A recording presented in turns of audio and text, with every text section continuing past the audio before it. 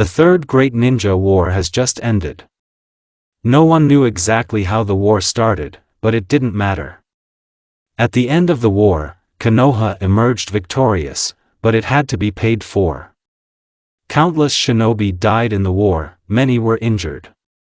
Not only Konoha, every village, every country suffered. Whether it was rain, sand, stone or any other village, eventually people lost their jewelry. There was a lone figure sitting in the corner of the Red Dragon restaurant.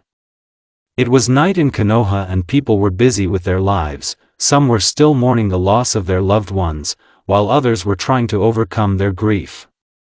In general, there was a gloomy atmosphere in the village. Hidden in the foliage. In the restaurant sat none other than Minato Namikaze. He was the newly appointed fourth Hokage of Konoha. Minato's story was very random. He was born in the Namikaze clan. The clan was a very small clan in Konoha and was not very famous.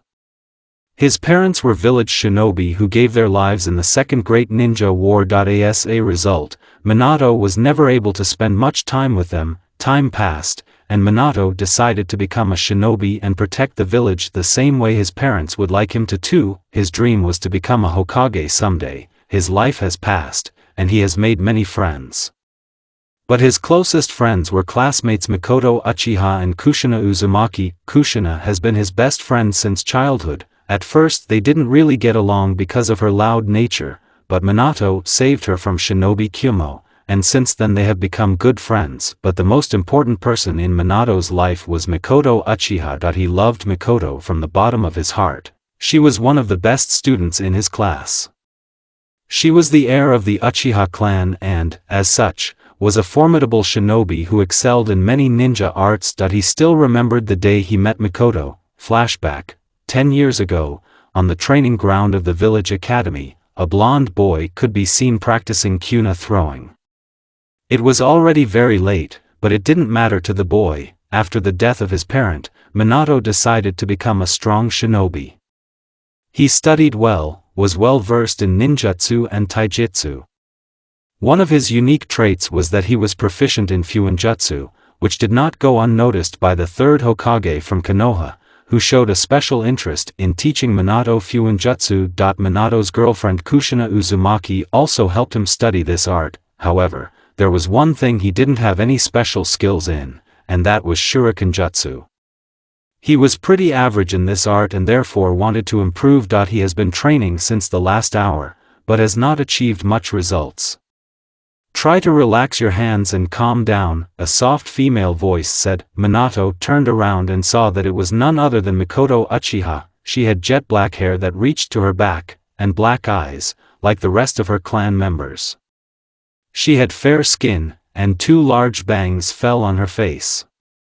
She was wearing a dark blue t-shirt with the Uchiha crest on the back and black shorts. Minato smiled back at Mikoto. They were casual friends in class. Mikoto was different from the rest of her clan. She was kind, caring and compassionate towards others, even to civilian children. However, she was also strict and unwavering to become a formidable kunoichi. Minato admired her strength and determination. She was one of the best students in the class. "Glad to see you, Mikoto, but what are you doing here?" asked Minato curiously. Mikoto looked at Minato and smiled. She really liked Minato. He wasn't like most boys who just bragged about how good they were. He was a good student and treated kunoichi as an equal, and she really liked it. Although she didn't spend much time with him, she considered him a friend. Her life in the clan was quite strict.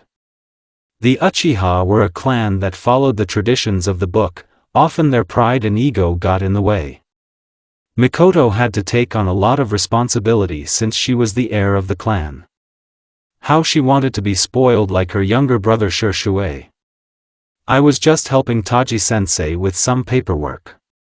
I saw you here, I was curious, so I came here. Do you need help?" Mikoto asked softly with a smile. "Yes, well, I wish you could give me some advice," Minato said timidly and scratched his head. Mikoto chuckled when she saw this. Minato was always a bit stupid, but she liked it. "Sure, just follow what I'm doing." Mikoto instructed seriously, arigato. Minato said happily. So a strong friendship was born between Minato and Mikoto. End of memories. A wide smile appeared on Minato's face as he recalled this memory. Since then, he and Mikoto have become closer. It was she and Kushina who helped him improve his skills. The trio graduated top of their class. Their ties became much stronger when they became a team of genins under the leadership of the legendary Sannin, Jirai. Since then, Minato's love for Mikoto has grown every day. However, he was not an idiot either. He knew that Uchiha did not allow an outsider to marry a member of his clan, except for the heiress of the clan. As a result, he was never able to confess his love for Mikoto. Time passed, and the three friends quickly became chunins. Minato quickly moved forward and became a jounin. The Third Great Ninja War began, and Minato and his genin team were sent to different fronts to fight. While Kushina and Mikoto had different tasks, Minato lost many friends in the war and one of his students Obito Uchiha. He was also different from the rest of his clan members like Mikoto. His character was similar to Kushina, and he shared Minato's dream of becoming a hokage. Minato was deeply saddened by his sudden death. Despite the confusion of his feelings, Minato led Konoha to victory thanks to his skills. The deadliest is his Hiraishin, his teleportation technique based on the jutsu of the second Hokage. Thanks to his heroic efforts, bravery and wisdom, he was elected the fourth Hokage of Konoha. He finally realized his dream, but still couldn't tell Mikoto about his feelings for her. As if someone had heard his thoughts, he heard a voice calling him. Why is the great fourth Hokage Konoha sitting alone? A soft familiar voice asked. Minato looked up and saw that it was his beloved, Mikoto. Over the past decade, she has become quite strong and beautiful. Her jet black hair reached her back, her eyes were brighter than before, and Sharingan's eyes made her more sexy and dangerous. She had a C-shaped chest and a slender body. She was a formidable Chunin of the village. Is it finally time to see me, Mikoto-sama? Minato joked, that's how you greet me. It's been so long since we've seen each other, I thought you'd forgotten about me. It hurts me. Mikoto pouted. Minato chuckled after seeing this. Mikoto looked so adorable. He motioned for her to sit down with him, and she gladly agreed. Mikoto then noticed that Minato was a little sad. This hurt her a lot. She really liked Minato. For her he was a person with whom she would like to spend her whole life.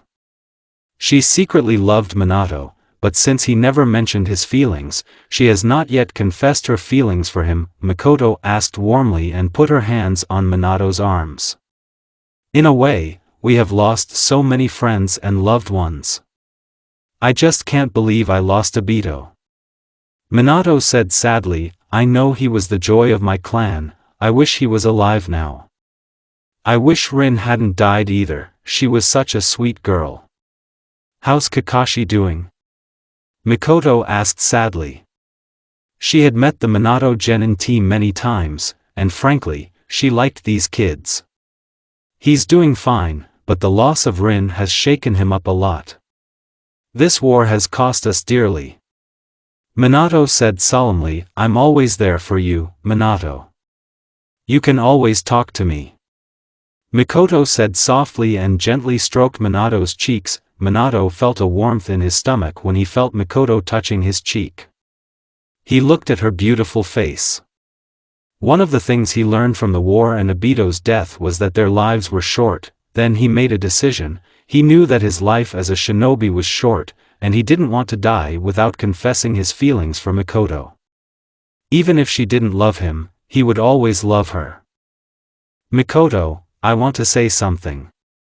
Minato said cautiously. What is it? Asked Mikoto curiously. She just felt that it would be something very important that could change her life. I love you, Minato said with a warm smile.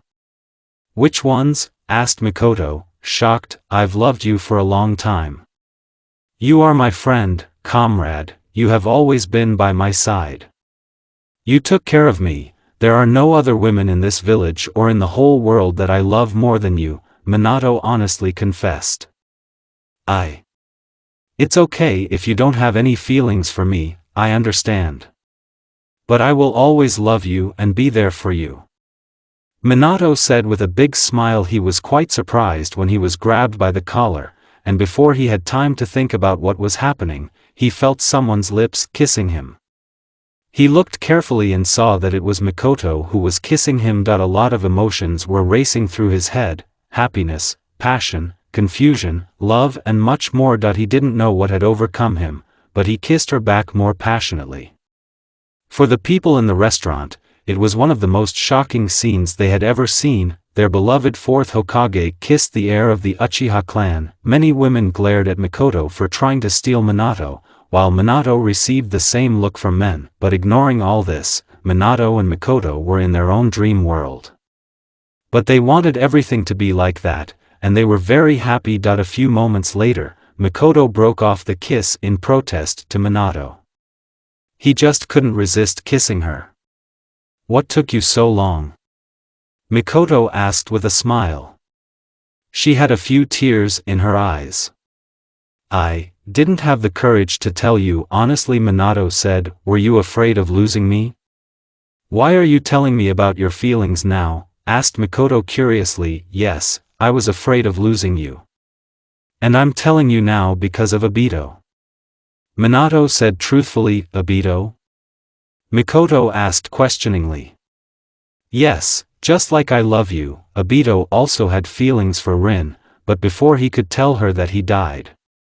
I realized that I could die as a shinobi, but I didn't want to die without telling you how I feel for you, said Minato with a sincere smile. Thank you, Obito, Mikoto thought gratefully. Do you love me? Asked Minato anxiously. Yes, I love you, Minato, Mikoto said with a sincere smile. The smile she saw on Minato's face could enliven the whole village. He jumped over the table and wrapped her in a bear hug. She was surprised by such a sudden reaction, but after a few seconds she hugged him tightly and smiled broadly. Ooh, they're so cute. Damn, I never expected this. Congratulations, Hokage-sama. Minato and Mikoto didn't notice that they were in the restaurant and people were looking at them. If it had been any other situation, they would have been ashamed if they had not seen the attention of so many people paid to them, but this time it was different. They were in their own world and confessed their feelings for each other. The couple thanked all the people, and before the whole village found them here, they decided to get out of there. Minato took Mikoto's hands and they both teleported away. When Mikoto opened her eyes, she saw that they were standing on top of the Hokage monument. She felt a little awkward because she had just been teleported by his Hiroshin, even after traveling with Minato so much that she just couldn't get used to it completely. Are you all right? Minato asked a little anxiously. I'm fine, I just feel a little dizzy. Mikoto said wearily. Yes, it happens sometimes. Mikoto, can I ask you something? Minato asked seriously. Mikoto looked at Minato curiously. She didn't know what was on his mind right now. Would you like to marry me and spend the rest of your life with me? Asked Minato hopefully. Mikoto's eyes widened when she heard this. She did not expect Minato to propose to her so quickly, but seeing the expression on his face, she realized that he had wanted to tell her this for a long time. Recognition was the first step to convey his feelings. She thought that she would like to marry a man like Minato, but first she thought about her whole situation.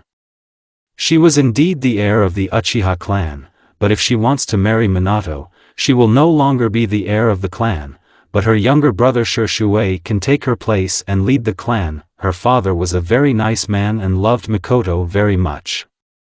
She knew that her father would understand, and since Minato was the Hokage of the village, it helped improve the status of the clan in the village, and therefore the elders of the Uchiha clan readily agreed that would be the end of the formalities. But now her personal opinion has come. She knew that Minato and Kushina were very close friends, but she wanted to confirm that they were not together, and did not interfere with both of them. After all, these two were her closest friends. Minato, before I give you my answer, can you give me an honest answer to my question? Mikoto asked seriously. Hi. Minato replied sincerely, do you have any feelings for Kushina? It's because I don't want to bother you, you two are my best friends, and I don't want to offend any of you. Mikoto said a little anxiously. Minato realized what Mikoto was trying to say. It's really true that he and Kushina were very close friends, but he didn't have any romantic feelings for her. However, everything was different with Kushina. She really liked Minato, but she never tried to impose her feelings on him. Minato cared deeply about Kushina, but he just couldn't love her more than his best friend. No, I cared deeply about Kushina, but only as a best friend.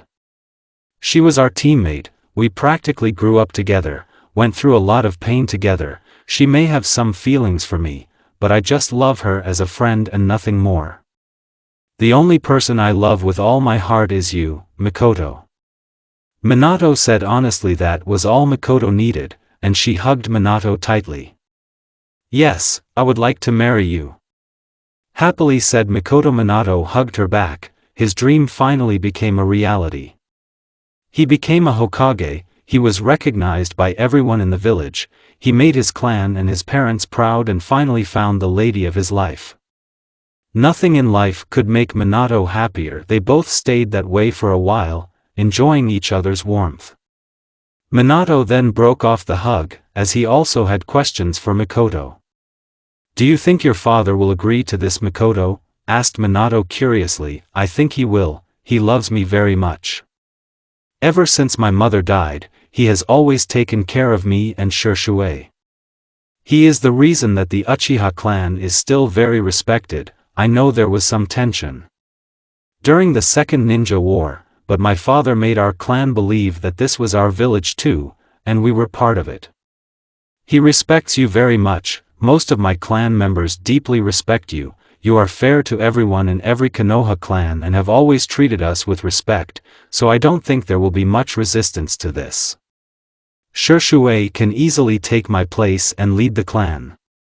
Our clan is not as big as it used to be and has been reduced numerically, but still we will always be loyal to the village, and if I marry you, it will also strengthen your ties with my clan, briefly explained Mikoto. Minato was very impressed by Mikoto's thorough analysis of the situation.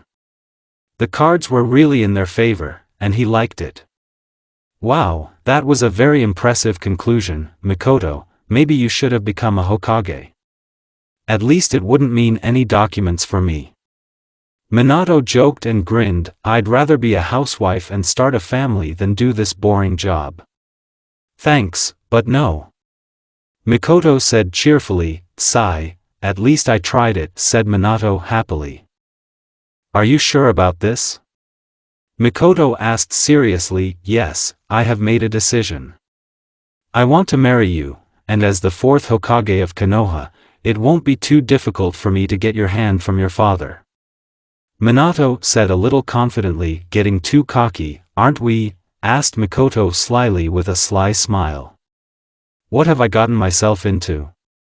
Minato thought with some alarm when he saw that insidious smile on her face. Minato Namikaze, the fourth Hokage of Konoha, was known throughout the shinobi world as the Yellow Flash. His enemies fled upon seeing him, and yet we find him sitting a little nervously in a chair in front of the Mikoto family. It was just him, Mikoto, her father Kagami Uchiha and her younger brother Sasuke. Minato felt a little uncomfortable as Kagami had been looking at him for the last few moments, his stern black eyes really getting on Minato's nerves. So you want to marry my daughter Hokage-sama? Kagami said seriously. Please, Minato is fine, Kagami-sama. Yes, I love Mikoto with all my heart, and I want to marry her. Minato said sincerely and looked intently at Kagami, making it clear that he was absolutely sure of this. Will you make Mikoto-ne-chan happy, Minato-sama? Asked Sasuke honestly. I promise it. Minato said truthfully. I assume Mikoto agrees with this and is happy with this offer? Asked Kagami. Then he looked warmly at his daughter. In truth, he was more than happy that her beloved daughter chose a man like Minato. Kagami respected Minato. he really inherited the will of fire, which was mentioned by Sensei Kagami Tobaram Senju. Hiruzen, Kagami's best friend, also greatly appreciated Minato. The whole village loved Minato, and Kagami was more than ready for this offer, but as the head of the clan and father, he had to make the young couple understand the importance of this issue. "Hi to San, I also love Minato and I want to spend my whole life with him. I ask you to accept our wish and convey your best wishes to us." Mikoto said softly, "You understand that if you marry Minato, you will not be able to become the head of this clan and will not have much say in the affairs of the clan. There was no such marriage before. Are you ready to let go of your clan to marry Minato?" Kagami asked seriously. He had high hopes for Mikoto, and his daughter fulfilled all his wishes, and the Uchiha clan was very proud of him. "I know To-san, but I believe that in a few years, Shisui will be able to lead our clan better than me. I will always be loyal to our clan, regardless of whether I am Minato's wife or not. The Uchiha clan is my family, and I will never leave them," Mikoto said firmly and looked resolutely at her father. Kagami's face relaxed and a wide smile appeared on his face. Shisui already knew what his father was doing and was happy for his sister. "Then my blessings. I will make sure that the other clan members agree with this. However, there is a certain condition for this marriage to take place," Kagami said seriously. "What is this condition?" Minato asked curiously. "If one of your children manages to wake up the Sharingan, they will also have to take the name Uchiha along with the name of your clan. They will also have to perform certain duties in relation to this clan. Sharingan is our Kekai Genkai, and your children will be part of it. Our clan. Also, before you or your children decide to marry another person from another clan, they will have to consult with the current head of our clan. We will not impose our ideals or ambitions on them, but we would just like to know about their reasons for this. That's it." Kagami explained briefly. Minato briefly thought about this condition. If his son/daughter wakes up the Sharingan, they will also inherit the Uchiha name. He had no problem with that, since they would also be Mikoto's children, and she had the right to give them the name of her clan. Then there were their duties in the Uchiha clan. He knew that Kagami was an honest man. Like his son Shisui, they did not try to use his children for power. The last condition was a bit strange, but Minato had to agree to it. "I accept your terms with only one condition, that my children will not be forced to do anything against their will. I want to marry Mikoto, and I believe in you and the Uchiha clan, but I will not do this at the expense of my future children by any member of your clan or any other person," Minato said sternly. Kagami could feel the pressure in Minato's voice. It was Hokage's voice. He was happy that such a firm man was going to marry his daughter, a man who values family. Shisui was satisfied with Minato's answer. In truth, he would not even dream of harming his nephew/niece. They would be dear to him, and he would make sure that no one forced them to do anything. "I give you my word, Minato, please take care of my daughter," Kagami asked with a warm smile. Mikoto felt much happier. She was proud of Minato. He cared about the future of her clan, as well as the future of their own children. He was a responsible person, and Mikoto was happy that she made the best decision of her life, choosing to marry Minato. The thought of a little blonde boy running around her house warmed her heart. She just couldn't wait to have her own children. She gave her children love, and she and Minato made sure that they were the best parents in the world for their children. Mikoto knew one thing: soon all her wishes would be fulfilled, and she would become a proud wife and a wonderful mother for her son. Chapter 2, The Storm, Timescale. 4 years later. It was September 15th, an ordinary night in a village hidden behind foliage. The village has improved a lot over the past few years. His military power returned to full capacity, and the village was economically stable. In the village, people lived their lives peacefully. All this became possible thanks to the efforts of the fourth Hokage, Minato Namikaze, the whole village was much busier than usual tonight. Many celebrated. The reason was also special. On this day, Konoha won the Third Great Ninja War.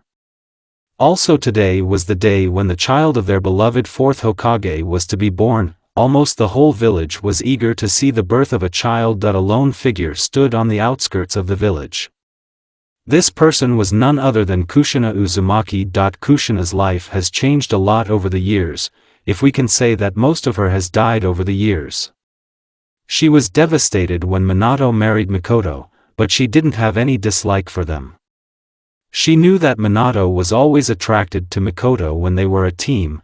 They were both very close. She was doing her duty as a shinobi, but every day a part of her died when she saw Minato and Mikoto together.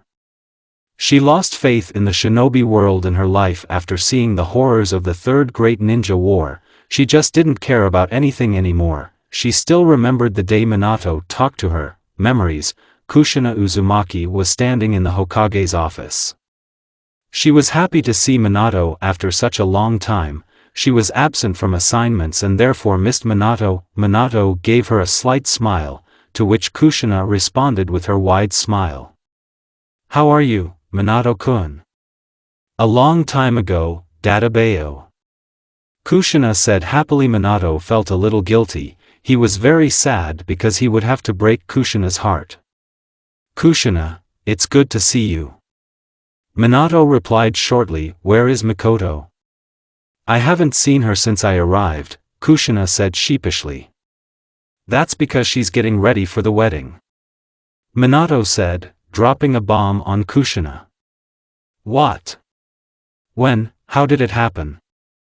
Who is a guy?"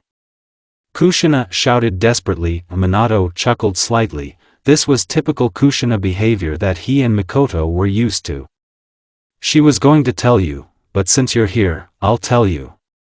But please calm down," Minato said, then walked up to her and suddenly hugged her. Kushina was a little startled by this, but she hugged him too. She was very happy when she was so close to Minato. She dreamed of being with him, spending her whole life with him. "We're getting married, Mikoto-chan and I are getting married," Minato said sadly. He knew that it must be very painful for her, and he tried his best to convey it to her in a less painful way. Kushina was shocked to hear this, as if someone had stabbed her in the back. The man she loved, with whom she wanted to start a family, married her best friend. "This can't be," Kushina said with tears in her eyes. Her voice was getting more and more strangled by the moment. Minato, in turn, hugged her tighter. He knew she had to be broken, but he had to do it. "I'm sorry, Kushina. I love you, but only as a best friend. We've been through a lot together. You're dear to me, but please understand, I love Mikoto-chan." Minato begged, "Find someone you can spend the rest of your life with. You can live like Jinchuriki if you are filled with love." Kushina remembered these words that were said by Mito Uzumaki, the wife of Shodai Hokage, who was the previous Jinchuriki. She told Kushina that she can also live a happy life, despite the fact that she is a Jinchuriki. "I love you, Minato. I've been in love since the day we became friends. We hung out together, fought together. I just can't live without you." I begged Kushina and broke the embrace so that she could look Minato straight in the eyes. Minato's heart broke into 1,000 pieces when he saw how broken Kushina was. Her eyes filled with tears. It was as if she was in despair. "You deserve someone better than me, Kushina. I'm not worthy of you," Minato said and looked away from her. "No, Kushina!" Kushina shouted and grabbed Minato by the shoulder. "Minato, please don't do this. I can't live without you. You are everything to me."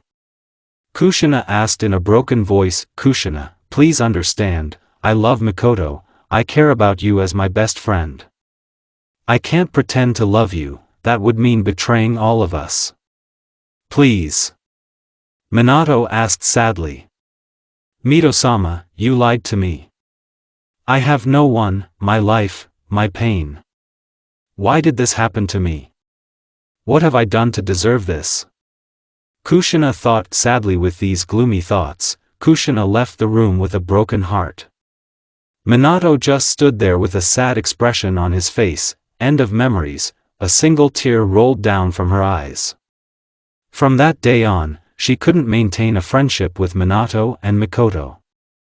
Both of them tried to help her many times, but whenever she looked at Minato, she couldn't suppress the pain in her heart. She didn't have many friends, and as a result, she began to isolate herself. She joined the Black Umbu to escape from her pain, but even after she risked her life during dangerous missions, her pain did not disappear. Today was the day Minato and Mikoto's baby was supposed to be born. Today could have been my son's birthday. Kushina thought sadly. Behind her, another person appeared in the whirlwind. He was wearing a black robe with red clouds. His face was covered by an orange mask. He had a spiky black shi, and his Sharingan was visible through a hole in his mask. "Hello, Kushina," the man said seriously. Kushina only nodded in response. She simply could not live like this. She even tried to commit suicide, but to no avail. She just had nothing to live for. "Have you made a decision yet?" the man asked calmly. "Yes. This world is full of lies and deceit, Kushina. There can be no peace in this world. People like us who survive are garbage. This is a meaningless reality in which no one can be happy. Join me and we will create a world full of peace and happiness," offered the man seriously. "Will your plan work? Can we really create such a world?" Kushina asked seriously. "Yes, in our world you can be with Minato, have your family, friends, you can have all the happiness you want. No more wars, no more battles, peaceful life. But before that, do I need to ask you something?" asked the man seriously. "What do you want to ask, Madara?" Kushina asked irritably. The man named Madara chuckled a little. Kushina was really very hot-tempered. "Do you feel anything for the people of this world?" Madara asked sternly. Kushina's whole life flashed through her mind, the destruction of her clan and village, the death of her parents, her being brought to Konoha to become a Jinchuriki, Mito's false words, her time with Minato, Mikoto, and Jiraiya, the war she saw. So many deaths, the pain when Minato married Mikoto, her life full of loneliness and sadness. Her eyes hardened after remembering all this. Madara saw the expression in her eyes, and a wide smile cracked under his mask. "Things are going better than I planned." Madara thought with a grin. "This place, this world. I don't care anymore." Kushina said sternly. All emotions disappeared from her eyes. "And so it begins." A woman was lying in a secluded room of the hospital. She had jet black hair and dark black eyes. Her face was beautiful, but she was in unbearable pain right now. She was none other than Mikoto Namake's Uchiha, the wife of the fourth Hokage and the former heir of the Uchiha clan. Mikoto screamed, trying to give birth to a soon-to-be-born baby. Next to her was her husband Minato Namake's, who looked very nervous and anxious. He had never been so scared in his entire life, but seeing Mikoto in such pain was unbearable for him. "Everything will be fine." Minato soothed Mikoto in her ears as she went through another pain. She squeezed his hand tightly to calm down a little. "It hurts," Mikoto said as tears rolled from her eyes. "Please, Mikoto-sama, you need to move a little further, you're almost there," said the female head doctor. "You can do it, Mikoto, hold on." Minato said, wiped his tears and gently kissed his forehead. Despite being tired, Mikoto felt a little happy when Minato was by her side. She also did everything possible to bring her firstborn into this world. She was aggravated when she was told that she would become a mother. Her dream finally became a reality. She was just one step away from the face of her beloved child. With renewed strength and courage, she forced herself not to give up. She started the painful process again, but this time she went on without stopping. This process continued for a few more moments, until a scream rang out throughout the room. Mikoto was breathing heavily, and Minato had a few tears in his eyes when he saw the medic carefully cut the umbilical cord. Mikoto watched with blurry eyes as the medics washed off her baby's blood. Then a medic came out with a child wrapped in a bundle of cloth. "Congratulations, Mikoto-sama, it's a boy," the medic said happily and tenderly handed the baby to Mikoto. The baby had blonde hair like Minato, but instead of being spiky like Minato, it was very silky. The baby had two short blonde locks falling over his small face. He had fair skin, like Mikoto, and almost the same facial structure as her. Tears flowed from Mikoto's eyes as she felt complete. It was her child, her own flesh and blood. He was the most beautiful child in the world to her. Then the baby slowly opened his eyes, and Mikoto caught her breath when she saw his innocent black eyes. They were the same as hers. Then the child smiled slightly at Mikoto, and this moment will forever remain in her memory as the most beautiful sight in her life. "I love you, my Sochi," Mikoto said warmly and hugged her son. "He just looks like you, Mikoto-chan. Thank you for being with me and making me a father," Minato said happily and kissed Mikoto gently. Then he gently hugged his son. The baby hesitated a bit when Minato took him away from Mikoto. Then the boy looked at Minato in confusion, as if his innocent black eyes were watching Minato closely. Minato chuckled when he saw this. His son was indeed a very attentive observer. Hearing Minato's laughter, the baby also smiled innocently. "So what should we call it?" Minato asked happily, holding his son in his arms. "I thought we should call him Itachi, but I want you to call him. He is our son, and as a father I think you should name him," Mikoto said with a warm smile. "Thank you, Mikoto-chan. I was thinking about the name from Sensei Jiraiya's book," Minato said, but was interrupted when Mikoto looked at him very sternly. "Minato Namikaze, if you're going to name my son after Jiraiya-sensei's perverted books, then I..." Mikoto said, but was interrupted when Minato quickly shook his head. Minato knew that Mikoto was a very kind and gentle wife, but when it came to her children, she was very protective. The fact that she hated the TV series, Ika Ika, was also a point that she explained to Minato very gently. "I was referring to The Tale of the Courageous Ninja, the name of the main character of this book," Minato said quickly. The kid laughed when he saw Minato's face. It all seemed funny to him. Mikoto also laughed when she saw that her son was happy. "Do you want to call him Naruto?" Mikoto asked softly. "Yes, he will grow up to be as great a man as the hero of the book," Minato said happily. "I think it's not such a bad reputation," a new voice said. Minato and Mikoto turned around and saw Kagami and Shisui standing there. Kagami's eyes were slightly moist and looked lovingly at Mikoto. Shisui quickly approached Minato and gently hugged Naruto. "So this is my nephew, he looks a lot like you, little sister," Shisui said with a laugh. "Why not? After all, he is my son," Mikoto said with a warm smile. "Mikoto, I'm really happy for you, my baby. You have given me all the happiness in this world and, finally, my grandson. I'm proud of you," Kagami said with the widest smile on his face. "Thank you, Tasan," Mikoto said with a warm smile. "I just can't wait to teach him all my techniques, sister. If he wakes up Sharingan, I will teach him everything," Shisui said excitedly. Unlike his clan, Shisui was a very lively person. He was the same as his mother. "Hey, I'm here too, you know, I want to teach my son a lot of things too," Minato said excitedly. "Hold your horses," Mikoto said sternly to both men. Minato and Shisui looked at Mikoto, who was looking at them seriously.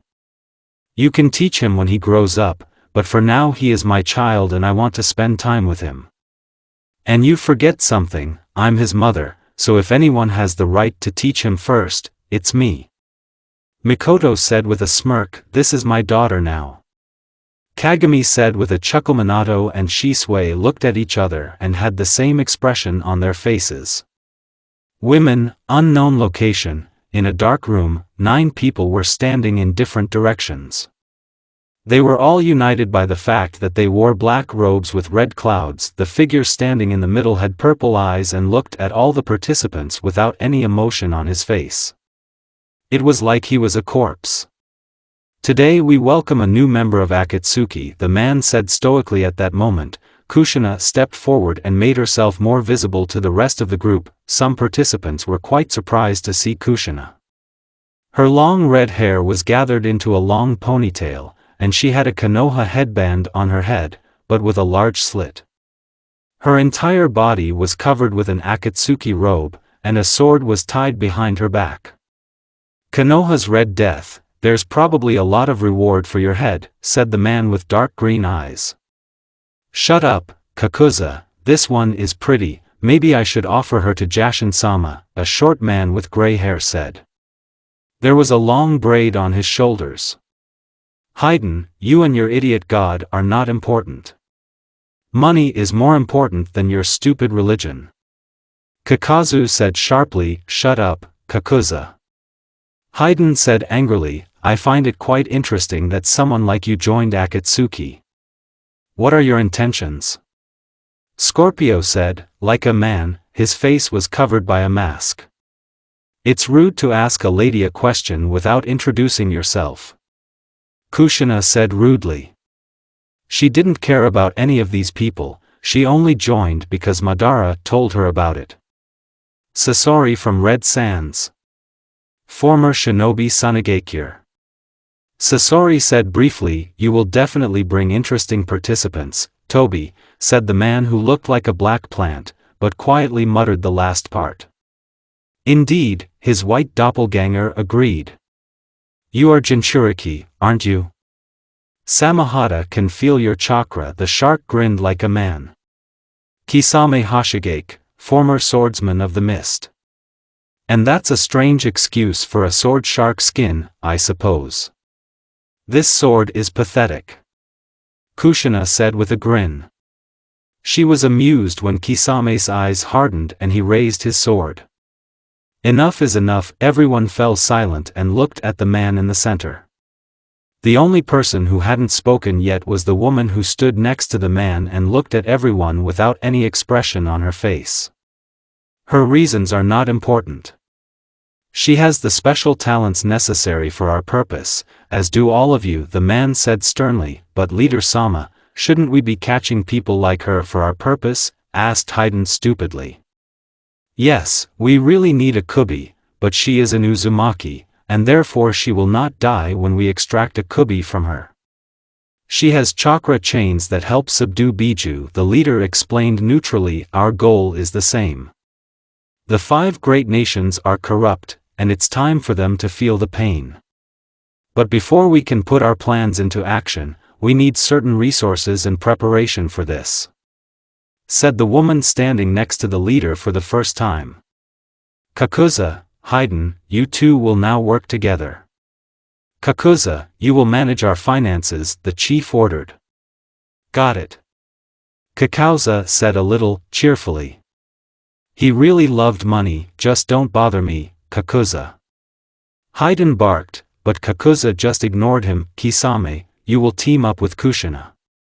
You both have certain skills that I need. You will do the tasks that I give you," the leader said sternly. Kushina just gave Kisame a threatening look, telling her to beware of her.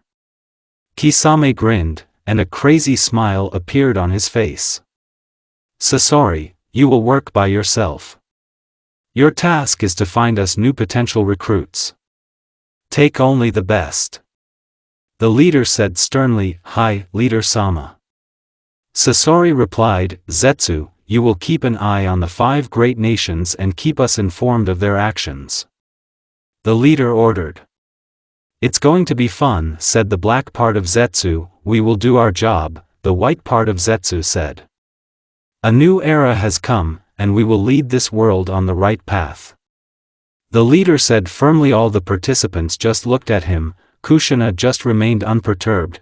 The only thing she was interested in was her own ambitions, and she would do everything possible to realize them. Madara was standing at the top of the cave, looking at the participants with curiosity.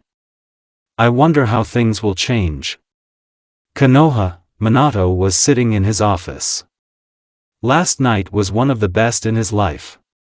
Finally his son was born, finally he became a father. Many congratulated him. The whole village was celebrating Naruto's birthday. Mikoto was very happy and didn't want to let Naruto out of sight that he was a Hokage, so he had to fulfill his duties, but that didn't mean his mind couldn't be with his family. Then his thoughts shifted to Kushina. He suddenly felt very sad when he thought about his best friend. During these years, Kushina began to distance himself from him and Mikoto. She attended their wedding, but only congratulated them with sad eyes. Mikoto and he tried many times to make her happy and return her life to normal, but she refused to have any relationship with them. She gradually began to fall into depression. When Minato received her request to join the Umbu, he initially refused her as he was worried for her safety. But she insisted very sharply, and Minato had to agree, because the Umbu commander readily accepted her offer. They needed skilled people like her. They had lost a lot of skilled shinobi in the war, and therefore he had to do the right thing as Hokage, no matter how much it hurt his heart. Since then, they haven't even heard of Kushina. Mikoto blamed herself for Kushina's suffering, but Minato assured her that it wasn't their fault. Suddenly, he interrupted his thoughts when Umbu appeared in front of him. Hokage-sama, an emergency has arisen. Umbu said seriously. Minato was training his facial features. He had to do his duty. Personal problems can wait later. What's the situation? Minato asked sternly in Hokage mode. Kushina Uzumaki has been missing since last night, said Umbu, shocking Minato. What? Minato said loudly, Hokage-sama, last night the commander of the Umbu assigned her to patrol, but she did not return to the headquarters. We have already started searching her. We checked her posts and the whole village, but there were no traces of her. Umbu explained briefly. This is bad. Minato thought anxiously. Kushina sealed Kubi in herself, and if she disappeared, then something happened to her. Someone attacked her. He assigned a certain Umbu to look after her since she was a Jinchuriki. What about the Umbu squad I assigned to watch over her? Minato asked sternly. They are also missing, Hokage-sama. Now we consider them MIA, missing, with the possibility of their detection killed in action, explained Umbu. Take the best trackers from the Inuzuka, Aburame and Hyuga clans. I want the whole Umbu Black Ops task force to search for her all over the land of fire. Minato ordered firmly. The whole country of fire? Asked the shocked Umbu. Yes, we need to find her quickly. Send me the Umbu commander. This information is top secret and you must not disclose its contents to anyone. The penalty for violating this order is death. Minato said sternly. Hi, Umbu said confidently. Failure is not an option. Now move, ordered Minato. Yes, sir, Umbu said and quickly evaded his order. Minato went to the window of his office, looked at his village. The village was surrounded by dark clouds. People lived their lives, unaware of the trouble in which the village found itself. The storm is coming. Minato thought. He was very worried about Kushina. No matter what, she was his childhood friend, teammate and best friend. He decided not to tell Mikoto about it yet, since she had just given birth, and he wanted her to look after Naruto. He will find Kushina himself, and nothing will be able to stop him. He was the fourth Hokage of Konoha. Kushina, where are you? The sun slowly rose into the sky and filled the atmosphere with its warmth. The darkness of the night dissolved into bright sunlight, which quickly dispersed in all directions. The sun is a symbol of hope, a symbol of light. this marked the end of despair and the beginning of happiness. In a small room, a blond boy was sleeping peacefully in his comfortable bed.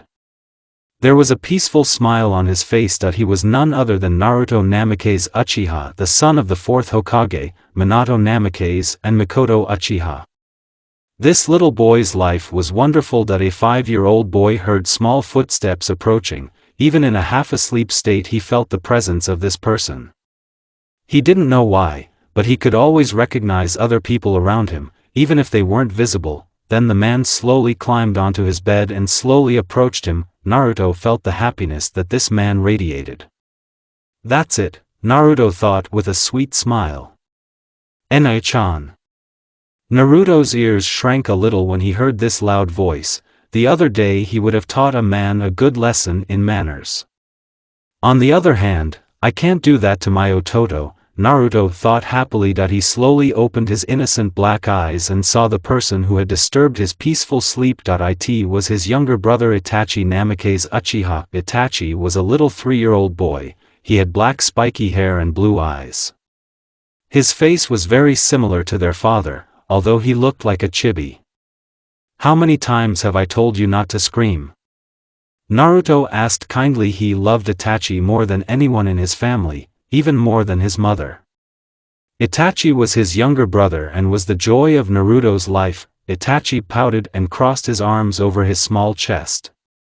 Naruto smiled a little at the antics of his younger brother. He was always very nice. You, angry? Itachi pouted.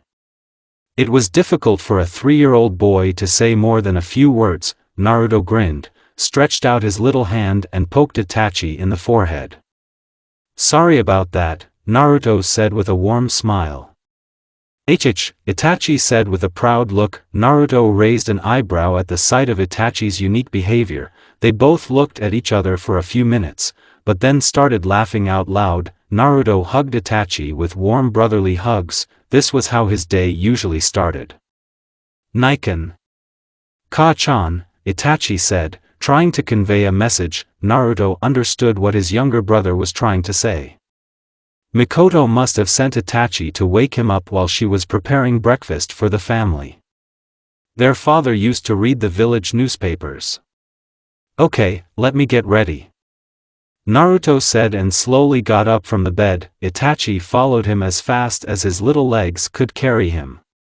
Naruto was a little intrigued. Usually after he woke up, Itachi would run back to his mother, but today he was following him instead. Naruto squinted, looking at Itachi. He definitely needs something from him. Well, whatever you need, and don't lie, Naruto said sternly. Itachi only gave him a slight timid smile and looked at him innocently. Niken, me, want, Foxichan? Itachi asked and pointed with his little finger at Naruto's shelf. There were a lot of toys there. A smile appeared on his face when he saw the fox. Memories. 3-year-old Naruto was right now in a toy store in Konoha. Mikoto held him in her arms. It was his birthday, and that's why he wanted something. She really wanted to give her son a gift. Mikoto had a beaming smile on her face. She was very happy when she saw the widest smile on her son's face when he looked at the toys. Naruto was her life. She loved him more than anything in the world. It's been a few months since she gave birth to her youngest son, Itachi. As a result, she couldn't spend as much time with Naruto as before. She was in pain, but she knew Itachi needed her more right now. Surprisingly, Naruto was quite thoughtful and intelligent. He gladly accepted Itachi. Mikoto knew that many children would be jealous of their younger siblings at this age. But Naruto was different. He was always trying to help her. He was always there for Itachi. He would always be the first to run to Itachi if he heard him crying. In a way, Mikoto knew that Naruto loved Itachi more than her. She was really proud of her eldest son. Ka-chan. I. Said Naruto with a dreamy look in his eyes. You can have whatever you want, my Naru-chan. After all, today is the birthday of my precious Sochi. Mikoto said warmly and kissed Naruto on the cheek. You will grow up and become a wonderful person, Naruto-sama, said the shop owner. It was an old man with a flat, wrinkled face. His hair was white, but there was much more kindness in his eyes. Naruto looked around the store. He was very happy. He spent time with his mother, and he liked it.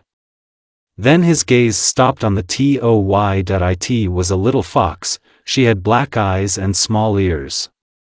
His body was brown. Naruto immediately fell in love with the toy and quickly pointed his finger at the toy with an impatient smile on his face. "Do you want this?" Mikoto asked kindly. Naruto said enthusiastically. "Then you'll have to do something for Ka-chan as well." Mikoto said with a smirk. "But..."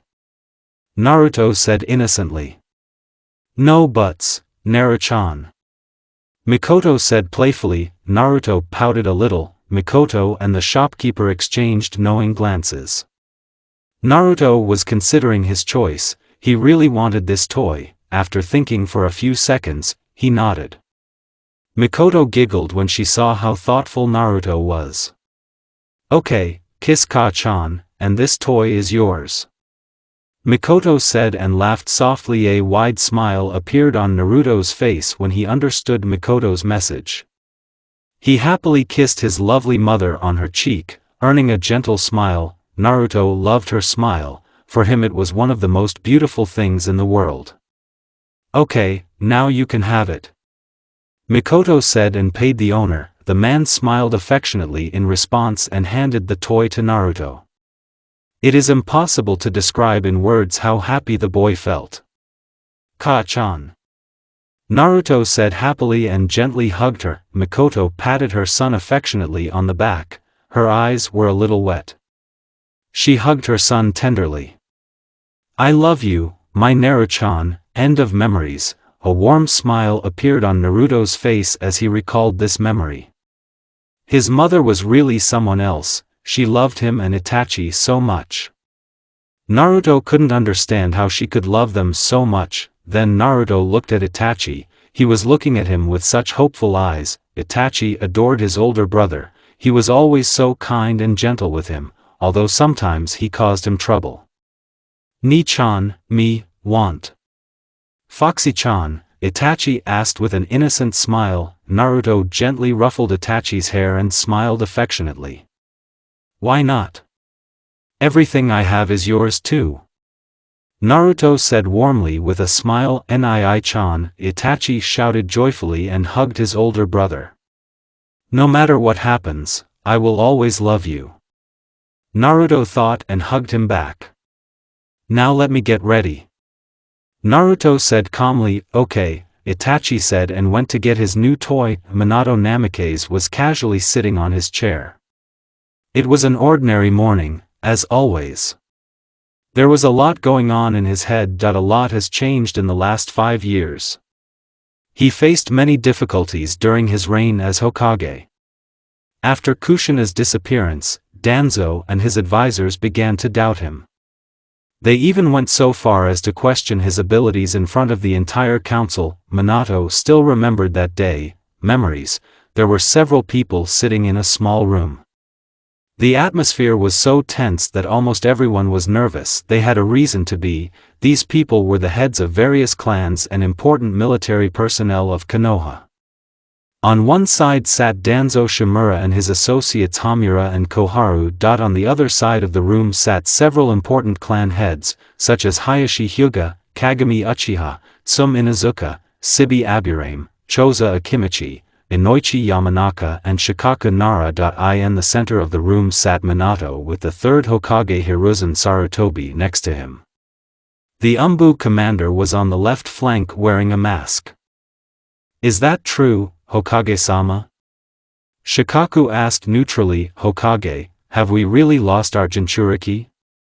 Danzo asked in disgust, his voice almost full of venom. "This young man has put the village in danger, should have eliminated him long ago," Danzo thought bitterly. "Yes, it's true, and Danzo, you'll call me Hokage-sama or Hokage-dano, otherwise I'd cut off your head and feed it to the dogs right now," Minato said and leaked so much ki that almost everyone couldn't breathe. the only one who could resist such a ki was Hiruzen. Even Danzo could not breathe normally. "My apologies, Hokage-sama," Danzo said without any emotion in his voice.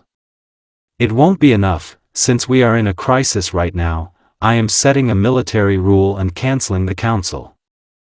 Minato ordered. Everyone in the room was shocked to hear this. Minato was the strictest Hokage after Tobirama Senju. After becoming Hokage, he had already removed the civil council from all shinobi affairs. He completely took them under his control. Then he stripped Danzo of his root command. The shinobi of this Black Ops had previously been integrated into the regular Anbu forces. Danzo was furious and even tried to enlist support, but Minato publicly cut off his right hand for trying to violate his order. But Danzo was an important man, and since he publicly apologized for his crimes, he was spared and given a seat on the council as an advisor. However, everyone knew that Danzo had practically no strength right now. This infuriated the man, but he was waiting to take further action. Minato also did not believe in the pacifist tendencies of the third Hokage. He wanted peace in the shinobi world, but not at the expense of Konoha. Minato changed the entire Konoha shinobi system. He formed various special forces units, such as barrier teams, who were tasked with protecting the village and the borders of the fiery country. The Anbu forces were almost doubled after the Third Shinobi War due to the integration of the Anbu root forces. Almost every Anbu specialized in one art, such as infiltration, intelligence, espionage, assassination, tactical and guerrilla warfare. Konoha suffered heavy losses in the Third Great Ninja War. As a result, Minato created a medical corps under the leadership of his wife Mikoto. She was tasked with teaching young kunoichi and shinobi medical ninjutsu. Minato has also created various teams such as Communication Unit, Intel Unit, Supply Unit and Decipher Unit. The academy has also been completely changed. All children have been properly trained since the age of 6, their skills will be recognized and they will receive advanced training in their specific arts. Each genin team was properly balanced with a ninjutsu specialist, a medic, and a genjutsu/taijutsu specialist, genin. Teams graduated early, at the age of 8, and went to a training camp for military training. Konoha had the largest and deadliest military force in the entire shinobi world. All this was made possible thanks to Minato's efforts. However, such achievements did not have to be paid for. Minato never spent time with his eldest son Naruto. He wanted to be near his son, but his duties as Hokage always got in the way. It's like Naruto was born with bad luck because Minato was able to spend time with Itachi as he was born a few years later and the village stabilized and became powerful again. Because of the loss of Kushina, Minato had to make sure that other villages did not receive information that there was no Jinchuriki in Konoha. He practically forced Jiraiya to do all the work. He had been trying to hide Kushina's disappearance for 4 years, but now he couldn't. "How long has she been missing?" Hayashi Hyuga asked seriously. Minato looked at this man. The Hyuga clan had started behaving much more suspiciously since he married Mikoto. They even offered one of their best brides to marry Minato, but Minato flatly refused. The Hyuga clan regarded this as an insult. Since Uchiha now had more power in the council, Minato knew that something was wrong, and they were already on thin ice. Hyuga was a very proud clan. You could say they had a stick up their ass. Hyuga and Uchiha have always been violent towards each other, and when Minato married Mikoto, they thought that Uchiha had more power, but this was not true. The main reason Minato married Mikoto was because he loved her. Also because of this marriage, the isolation of the Uchiha clan, which began after the reign of Tobirama Senju, ended. Minato now allowed the Uchiha to combine all of Konoha's forces and gave them very good positions. Thus, he earned the trust of the Uchiha clan. Now they fully supported Minato. He really prevented the Uchiha from doing something reckless, but Hyuga did not take it well. The Uchiha were still in charge of the Konoha police, but now they also worked for the village. Thanks to this, Konoha's strength has increased. as the most powerful clan in the world, has returned to its strength instead of supporting only internal affairs. However, Minato didn't do anything unfair to any other clan. They were all equally important to the village, but Hyuga wanted him to marry someone from their clan so they could also get some status, but Minato didn't want that. Marry someone he didn't love. He explained this to Hayashi, who reluctantly agreed, but Minato assigned several Umbu squads to monitor the Hyuga clan just in case. She has been missing for some time. The details are classified only with the commander of the Umbu and me. I have made every effort to find her, but so far we have not achieved success. Minato explained briefly. Where was she last? Inoichi Yamanaka asked curiously. She was assigned to patrol in the northern sector of the village. After patrolling, she was supposed to report to the Umbu headquarters, but she never showed up. Minato said seriously. Is the Umbu squad guarding her? Asked Tsum suspiciously. They are all the interior ministry. There are no traces of them. It's like they've been wiped off the face of the earth. Minato said irritably. It must have been Kumo. They tried to kidnap her in the past. Choza said angrily. We haven't confirmed it yet. Jiraiya-sensei has been looking for her all over the country, and so far he hasn't found any hidden village involved in this incident. Minato explained briefly. What should we do now, Hokage-sama? Without our Jinchuriki, we would be quite vulnerable. Despite Kushina-san's violent behavior, she was one of the strongest kunoichi of our village, with whom only Mikoto-sama and Tsunade-sama competed. It could have been if she had left the village by her own choice. Shibi said logically. Many members of the council were trembling with fear. Kushina was not someone you would like to see as an enemy. She was the last Uzumaki and was strong enough to keep Kyubi under control. Her ninja skills were at the level of Kage. If she had opposed Konoha, they would have had serious problems, since she was one of the strongest and most formidable Biju in the world. If the cube was released, then, Minato felt fear in people, and it was justified. He was also very excited. Jiraiya reported that there were also suspicious negotiations between Willow and Kumo. He knew that Willow hated Konoha for their humiliating defeat in the Third Great Ninja War. Kumo definitely wanted Byakugan, and Sandaime Raikage would try to get him at any cost. Suna was recovering from her losses. Right now they were Konoha's allies. But Minato knew that during the war there was no such thing as an alliance between hidden villages. Kiri was in a civil war right now. An uprising was launched against Indaime Mizukage. He was destroying all the clans of the bloodline.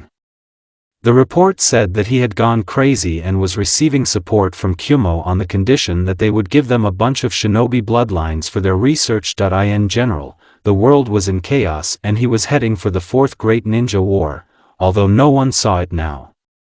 Minato knew that in a year or two the war would be on Konoha's doorstep. Plus there was news about a new organization called Akatsuki. Right now they were hired by Willow and were small-timers, but one spark is enough to ignite a deadly fire that will burn everything to the ground. Minato looked at all the council members. Only Shikaku, Hiruzen, Koharu, Hamura and Shibi had the same expression on their faces as him. At the very least, they should have come to the conclusion that things would get worse from now on, but still Minato knew he had to be strong. He knew his people needed him.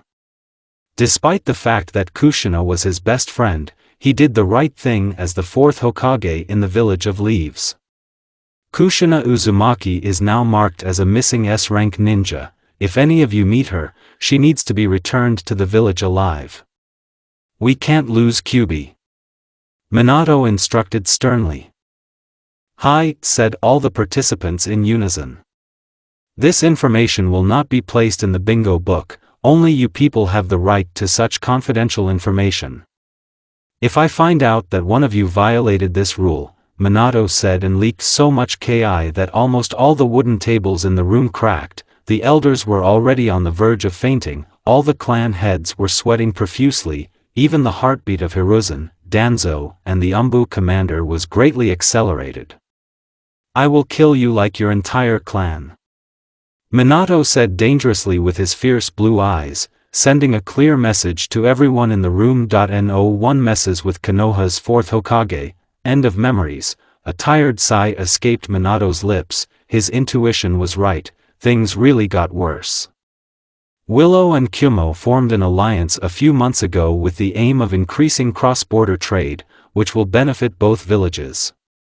Border trade, my ass. Minato thought, frowning. They were strengthening their army and preparing for war. What they wanted from such a useless war was pointless, but there was going to be a lot of bloodshed soon. Minato's azure eyes looked up at the photo frame. A slight smile appeared on his face. It was their family photo. He was standing in his Hokage robe, one of his arms wrapped around Mikoto's waist. She was wearing a jounin vest and black trousers, and she was holding Itachi in her arms. Itachi had a big smile on his small face, while Naruto stood between him and Mikoto with a very faint smile on his face. Minato and Mikoto put one hand on his shoulder. Naruto was a very unique child, and Minato knew this from the very beginning. Naruto was a sensitive child, his thinking was clearly more developed than that of all his peers. At the age of 4, his thinking was at the level of a teenager. Minato was very upset since he couldn't spend much time with him, and he started noticing changes in Naruto's behavior. When he was Itachi's age, he was always trying to get Minato's attention. Sometimes he also demanded to spend time with him. But due to Kushina's disappearance and the growing tension between the villages, Minato spent almost all his time in the office and increased Konoha's military force to protect the village. Mikoto really tried to play his part, but nothing could overcome the absence of his father in Naruto's life. Gradually Naruto became very silent and began to talk less with him every day. He never showed disrespect and hatred towards Minato. He was just indifferent. It was as if he didn't care about Minato anymore. Minato was very proud of Naruto. He never blamed Itachi for Minato's mistakes. He took care of his mother and family. He was always the first to wish him a happy birthday, even though he had just said, "Happy birthday," and left, but that was enough for Minato. This showed that there is still hope, and he can still get his eldest son back. His thoughts were interrupted when he felt a pair of soft arms hugging him from behind. He knew who this man was. "If you're so worried, you'll get old soon." Mikoto said softly, "No, I will never grow old. I am still the most handsome man in this village." Minato said cheerfully, getting cocky. "Aren't we?" asked Mikoto cheerfully. Minato just sighed wearily and motioned Mikoto to sit down. She slowly walked over to him, sat down on the chair next to him and took his hands. "What's bothering you?" Mikoto asked worriedly. "Naruto," Minato said sadly. "Did he do something?" Mikoto asked curiously. "No, he didn't do anything." "You know what I mean." Minato said wearily. Mikoto nodded. She understood what he was thinking. The relationship between her husband and eldest son was, to put it mildly, strained. Both of them were right from their point of view. Minato couldn't spend time with Naruto as a lot was going on and he had to take more care of the village. She was heartbroken when Kushina went missing. Part of her blamed herself for Kushina's fate, but another part of her wanted her to be strong for her two beautiful sons. All these years Naruto was depressed because Minato was never around. Minato couldn't even spend more time with her. But since the village became stable again and things were going well in the shinobi world for a while, Minato now spent more time with his family and Itachi. She knew that Naruto didn't hate his father. It was far from the case. He was just disappointed in Minato. Most of all, her eldest son had a very mysterious personality. He didn't really care about making friends, he just liked spending more time with his family. He was usually very quiet and spoke only when it was necessary. As his father, you think I'll understand him, but I don't exactly know how to get him back. He probably hates me. Minato said sadly. That's not true, Minato-kun, he's just not sure of his feelings. Even though he's smart, he's still a kid. Children at this age are the same. Mikoto explained with a smile. I'm really proud of him, Mikoto-chan, I'm really glad that Naruto and Itachi get along with each other. Minato said proudly, he loves his little brother more than he loves us. Mikoto said warmly, I'm not going to give up, I'm going to help my son in every possible way and make up for my absence from his life all these years. Minato said decisively, this is my Minato now. I'll help you too. Mikoto said with a smile. Minato leaned forward and gently kissed Mikoto on the lips. She kissed him more gently. What would I do without you? Minato asked softly. Their little romance was interrupted when they heard two voices. I told you not to jump on the tank.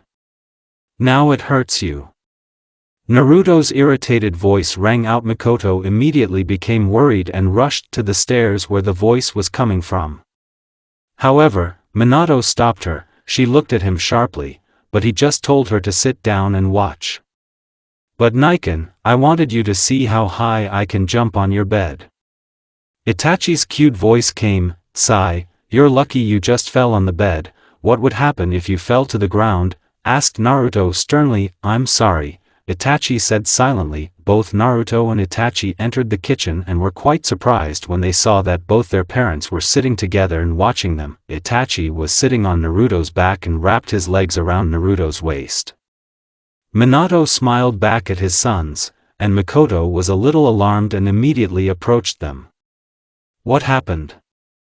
Mikoto asked worriedly and knelt down in front of her sons. Naruto laid Itachi down, and Mikoto noticed that his ankle was hurting, and gave him a very stern look.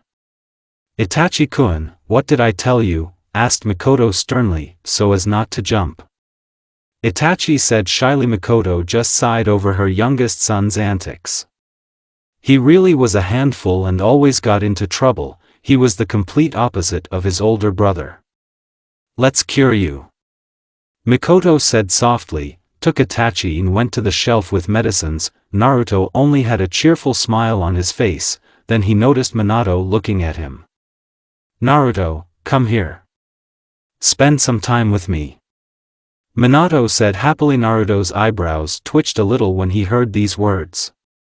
All this time he asked his father to spend time with him, but he refused, saying that he was busy, and now, 3 years later, my father finally had time for him. That he silently walked over and sat down next to Minato. A few moments passed, but he didn't say a word, as if there was nothing to say. Minato noticed his son's feelings. Naruto now just called him to-sama, and not to-chan. I won't back down. Minato thought firmly. Naruto.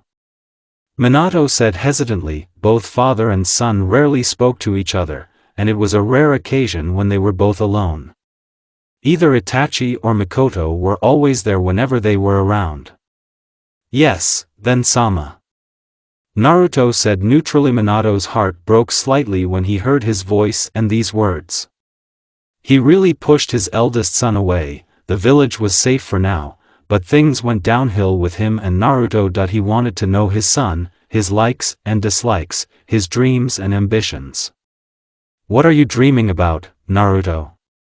Minato asked kindly with a smile. Naruto just wanted to say he didn't have one and end the conversation, but somehow a part of him wanted to say something. He glanced briefly at his father for a few moments. The man definitely wanted to talk to him.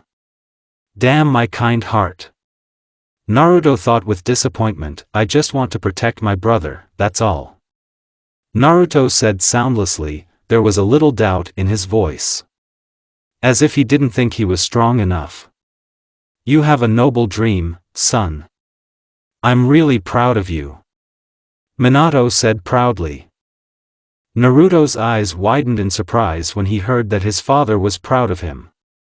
Part of his heart was jumping with joy. His father was proud of him. Minato felt Naruto's surprise, smiled affectionately at him and patted him on the head. Naruto, I know I haven't been around for a while, but I really love you. You're my first child. My duties as a Hokage got in the way, but I really want to spend time with you. Can you at least give me one chance? Minato kindly asked with a smile. Naruto looked at his father sadly. He didn't know how much Minato had hurt him.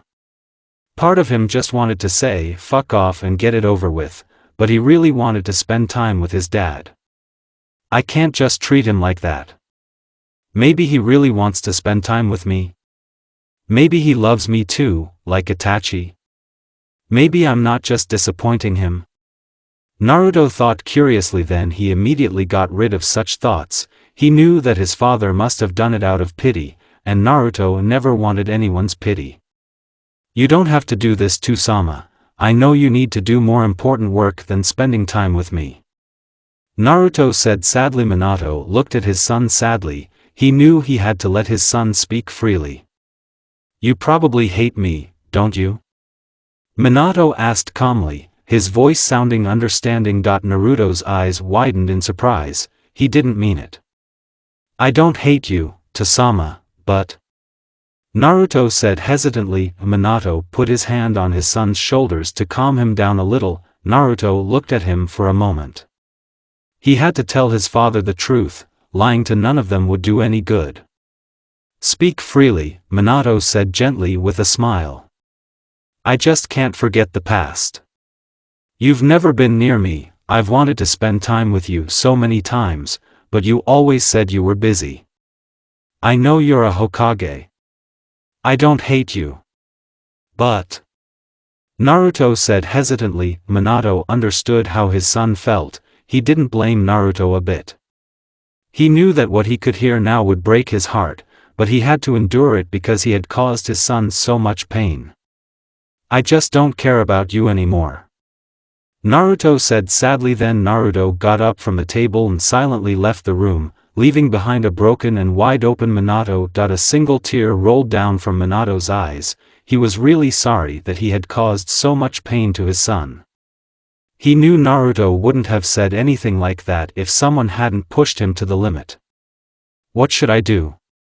Naruto was sitting alone on the small training ground of his house. It wasn't very big, just a small area on which there was a small lake. There were a lot of trees with mannequins around. They should probably be for target shooting. He has seen his mother practice shuriken jutsu many times. His father also trained here several times. Then his thoughts returned to the conversation with his father. He didn't hate his father, he still cared about him, but it was too painful for him to get close to him again. He only wanted to spend time with his father. He always heard people say how great his father was, but in fact he didn't know this man much, since he had almost never been in his life. Naruto tried to understand that his father was trying to return to his family, but he was not too comfortable when his father was around. After spending almost 3 years without him, he was thinking about his dream to protect his younger brother at any cost. In truth, he knew he was weak. He wasn't a shinobi like his father and mother. He knew that if something ever happened, he wouldn't be able to protect Itachi should he become a shinobi. What goals would he have other than protecting Itachi? His thoughts were interrupted when someone gently hugged him from behind. This person's hands were soft, and the aura emanating from this person made Naruto very comfortable and peaceful. There was only one person in the whole world who could make him feel that way. Ka-chan. Naruto said warmly. He turned to face his mother, but she restricted his movements and hugged him tighter. Naruto is a little confused. Sho. Just stay with me like this. Mikoto said with love. A restrained smile appeared on Naruto's face. He felt happy. All these doubts, negative feelings that he experienced, gradually disappeared with each passing moment. It was as if his mother was taking away all his pain and filling him with her love. He slowly laid his head on his mother's chest and put his hands on her soft hands. It was evening and the sun was setting. The whole scene was just beautiful for Naruto. He didn't know what he would do without his mother. She was perfect for him. She was kind, caring, gentle and even strict when necessary. She always took care of everyone, fed them healthy food, took care of their health, worried when they were injured. She was the center of the family, and their whole life revolved around her. Naruto didn't know if he loved his brother or his mother more.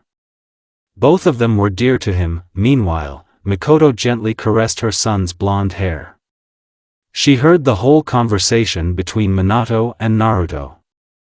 Despite the fact that she was busy treating Itachi's sore ankle, all her attention was focused on Naruto's conversation with Minato. She was very upset that things had gotten even worse between her husband and her eldest son. She knew that Naruto was not to blame for anything. Any child his age would have done that, and her son was a logical person. So she knew he wouldn't forgive Minato just like that. She was very sad to think about how much pain her son was experiencing. "Hi, Ka-chan," Naruto said slowly. Mikoto interrupted her train of thought. She looked at Naruto curiously. "I didn't feel your presence when you arrived," Naruto said in confusion. "What do you mean?" Mikoto asked curiously. "I always feel the presence of people when they are near me," just explained Naruto. "Censor," thought Mikoto with surprise. "Naru-chan, try to concentrate and tell me how you feel?" Mikoto asked softly. She was almost certain that her son had unique abilities. Sensory ninjas were very rare and were extremely useful in village armies. They could work in intelligence units, communications units, not to mention full combat units. The sensors were among the most unique and deadly ninjas, as they could predict an attack before it was launched. Naruto nodded affirmatively and closed his eyes. Then he slowly tried to concentrate to feel what was around him. At first nothing happened for a few moments. His eyebrows twitched a little when he was not met with success. Once again, Naruto thought with determination. This time he completely concentrated, still not feeling anything around him. "It doesn't work, Ka-chan," Naruto said sadly. Mikoto said softly, but was interrupted when Naruto raised his voice. "Wait. I feel something," Naruto said with surprise. "What is it?" Mikoto asked curiously. She really wanted to know if her son had sensory abilities or not. "I can feel your presence, it's so warm and calm," Naruto said calmly. "He can even feel what I'm feeling right now," thought the shocked Mikoto. It's really true that she didn't hide her chakra. If she did, she was pretty sure Naruto wouldn't be able to sense her presence. Besides, she was right next to him, so her presence was very easy to recognize. "I can feel Itachi's presence in the house, but there is something that is very confusing to Ka-chan," Naruto said, frowning. "What's the problem?" Mikoto asked intriguingly. "I can feel some people outside our house, but their presence is barely noticeable. They were there for just a moment, but I lost their presence," Naruto said curiously. "He even feels like Umbu is guarding our house. It's amazing. Even if it was just for a moment, it really was something worthy of praise. He must have sent a strong wave of his chakra unconsciously. She must have been pretty strong, but it's been short since then that he lost Amba." Tactically Mikoto thought. "Well, Ka-chan, do you know why I can feel such things?" Naruto asked innocently. "It's because you're special, my Naru-chan. You're a censor," Mikoto explained with a proud smile. "The censor?" Naruto asked, confused. "These are special people who can feel the presence of other people around them. There are very few censors in the world. I am very proud that you are one of them," Mikoto explained with a big smile. Naruto blushed slightly from embarrassment. Mikoto giggled when she saw this, and ruffled her son's hair with love. Suddenly Naruto thought of a question and he decided to ask his mother about it. "Then why couldn't I feel your presence?" Naruto asked curiously. "Maybe it's because you weren't concentrating, and I'm a shinobi, so I can hide my presence very well," Mikoto said with a smirk. "It's not fair," Naruto said, pouting prettily. "Is that so?" Mikoto asked with a sly smile on her face. She started shaking her son's chest, earning a loud laugh from him. "Ha ha ha. Ka-chan, please stop," Naruto said between laughs. He was very happy. Mikoto felt that her son was now comfortable with her, and she decided to ask him about his conversation with Minato and, if possible, try to explain to him so that he would understand his father and his responsibilities as Hokage. "Naruto-chan, do you really not like your two-chan?" asked Mikoto sadly. Naruto felt the sadness in her voice, but there was no disappointment in her words. He lowered his head in shame. He never wanted to upset his mother, and now that he did, he felt very ashamed of himself. "I'm sorry," Naruto said apologetically, tears already starting to appear in his eyes. "Naruto-chan, let it out," Mikoto said softly and hugged him tightly. "Ka-chan," Naruto said in a strangled voice. Tears were already beginning to drip from his eyes. "I will always be there for you. I love you very much, and you can be yourself next to your Ka-chan. Just cry in pain, I know," Mikoto said in the same strangled voice. She gently stroked Naruto's back to calm him down. These words were the final nail in the coffin, and Naruto could not control the dam of tears that formed in his eyes. All the pain and sadness that he had felt all these years due to the absence of his father finally took over him. He hugged his mother so tightly that a crease began to form on her dress, but she did not back down. She hugged him even tighter, whispering soothing words in his ears and stroking his back at the same time that he was really grateful to any god for giving him such a loving mother. She was his world, the only person who fully understood him, and no matter what happened, he was always there. And no matter how much damage he caused at his brother's age, no matter how much pain it caused her, after seeing his dislike for her father, she never abandoned him, she never gave up hope for him, and Naruto couldn't understand how she could love him so much. He had never done anything significant for her, and yet she loved him immensely. Naruto's emotional outbursts lasted for several minutes until they turned into quiet sobs. Mikoto gently wiped the tears from his face and gently kissed his forehead. "I'm really sorry that I upset you, Ka-chan. I'm a bad son," Naruto said shyly. He was quite surprised when his mother gently lifted his chin so that he could look straight into her eyes. Naruto was shocked to see the fierce look in her eyes. "You are one of those sons that every mother wants. You are kind, gentle, caring, you always take care of your little brother, you always try to help me, and even if the relationship between your Tachan and you has become a little rough, I never blame you for that," Mikoto said firmly. "What?" asked Naruto, shocked. He expected his mother to blame him, but was quite surprised when she said the opposite. "Yes, I don't blame you, and I don't blame your father.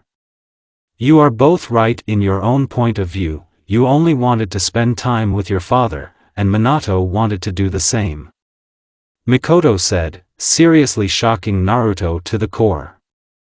"It can't be true, Ka-chan, he's never been near me," Naruto said loudly. There was a bit of venom in his voice. Mikoto did not lose her composure and decided to explain the truth to her son. She knew that even after that Naruto would not forgive his father right away. It would take time, but she needed to make the first step. "Naruto-chan, your father has to protect the village like a Hokage. Things have gotten a little worse over the last few years, and your father is very nervous. He still regrets not spending time with you, but just like you are our child, he has to take care of the safety of all other children like yours. It is his duty as the leader of this village." Mikoto explained briefly. Some things started to make sense in Naruto's mind. Now he could understand why his father did this, but it didn't change the fact that he was still disappointed in him. "Does this mean that I am not important to him? Will he still put others before me? Will I always be his second choice compared to the villagers?" Naruto asked sadly. Mikoto sighed wearily. Naruto was really stubborn in his beliefs, as if he was testing her patience.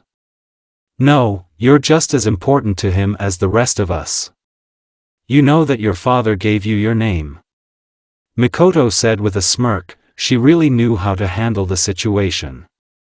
Years in the hospital and treating different people helped her to understand people better. "Really?" asked Naruto, surprised. "Hi, he was very happy on your birthday. He even cried with joy when he hugged you for the first time. He was so excited to teach you everything he knew and wanted to be the best father in the world. Peace, said Mikoto with a gentle smile, remembering that night. Naruto now understood a little. He was really surprised that his father was happy to have him. Maybe I'm wrong, maybe he really loves me as much as Itachi. Maybe I should give him a chance. Naruto thought slowly. Mikoto could read her son's thoughts from his expression. A slight smirk appeared on her face when she realized that her first step in improving the relationship between her son and her husband was met with little success. You have to give your father a chance, Naruto-chan. He really wants to come back to the family, he really loves you, wants to spend time with you and make up for all the time when he wasn't around. Mikoto explained briefly. I'll try, Ka-chan, Naruto said hesitantly. He really wanted to believe in every word his mother said. But instead of rushing with blind faith, he takes his time and looks to see if his father really wants to be with him. This is my Naruto-chan now. I'm really proud of you, I'm not in a hurry and I'll try to collect my feelings slowly. Mikoto said with a bright smile on her face. Hi, Naruto said slowly. Mikoto felt Naruto's uncomfortable behavior and decided to change the subject. Naruto-chan, do you want to become a shinobi? Mikoto asked seriously. I just want to protect my brother. Naruto said slowly. Mikoto smiled again after hearing those words again. She was really very happy that her two boys were so close to each other. But what about the people of this village? Mikoto asked seriously. She knew she had to guide her son on the right path if he wanted to become a shinobi. Protecting Itachi was a noble dream, but Naruto was the eldest son and heir of the Namikaze clan. The villagers had high hopes for him, and some even thought that her son could become the next Hokage. Naruto asked curiously. He had never thought about it. Mikoto took a deep breath to explain Naruto in detail. Naruto-chan, protecting your younger brother is a noble dream, but shinobi always trusts the safety of this village and the people living in it. You are the son of Hokage and the heir of our clan. The villagers and shinobi have high expectations of you. Mikoto explained briefly, but I do not know if I can meet their expectations. Why do I need to protect the inhabitants of this village?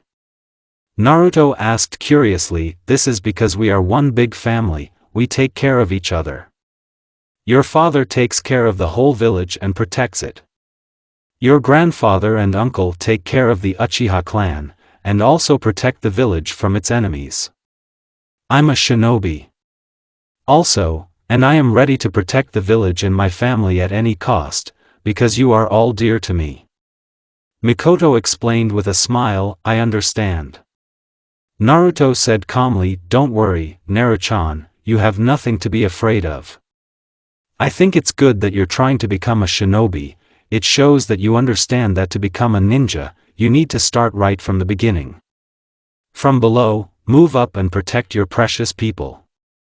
Mikoto said calmly. Really? He asked, nodding. If you want, I can discuss it with you and teach you how to access your chakra. She said, making him express hope on his face. Actually, you would have done it. Don't you have other things you need to do today? Naruto asked curiously. I don't have a shift at the hospital today, and it will either help you, or it's boring to stay at home. And how could I ever not want to help my little Naruto-chan?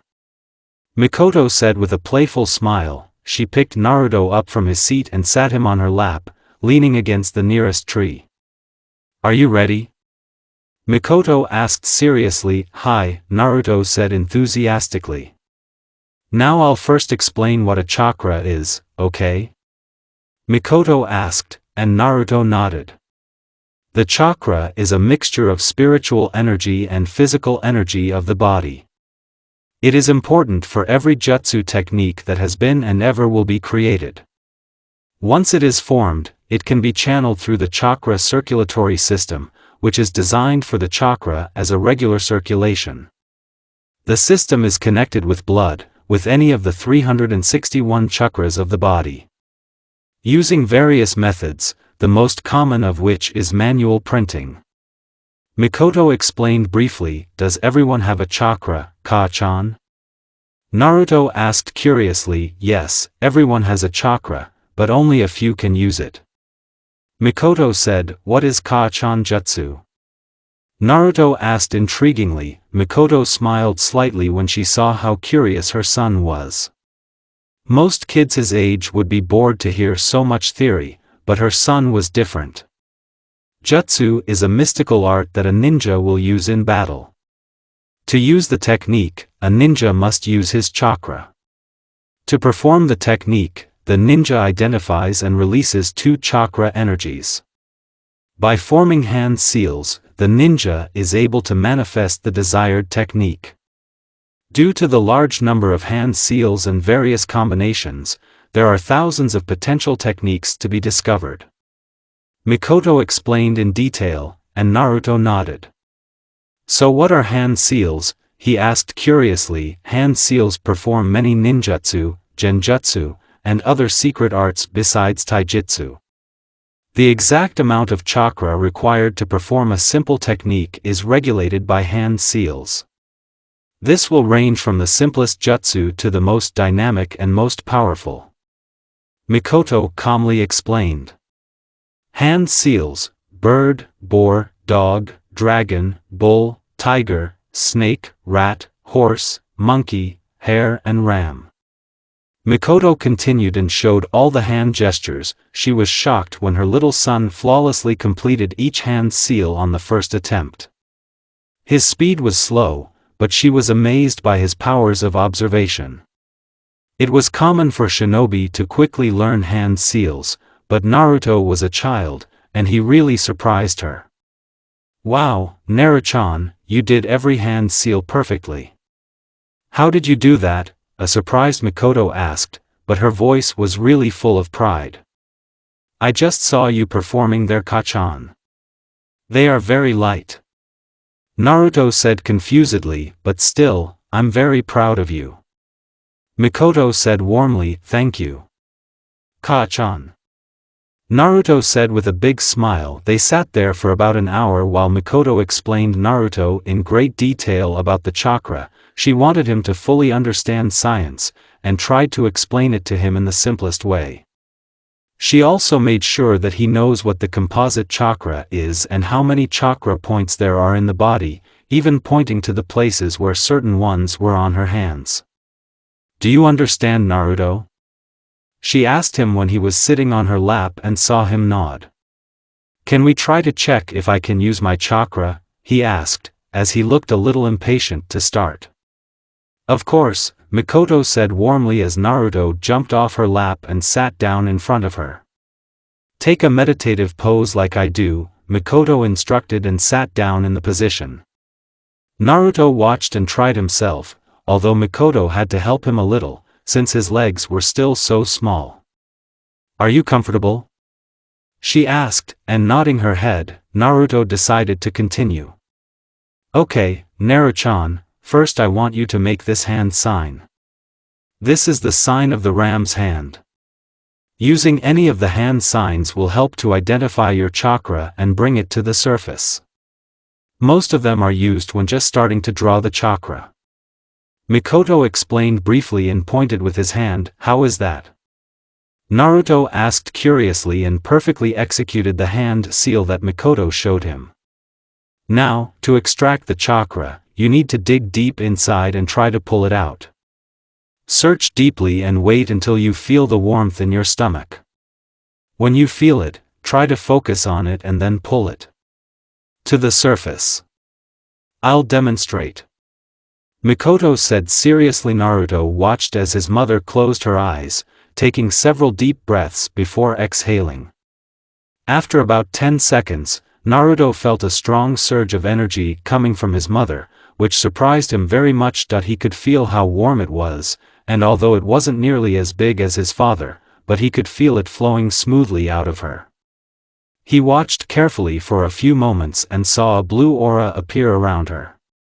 Was that the Ka-chan chakra, the blue creature around you? Asked Naruto excitedly. he really wanted to do the exercise. After watching his mother, she opened her eyes, and Naruto saw that the blue aura had disappeared.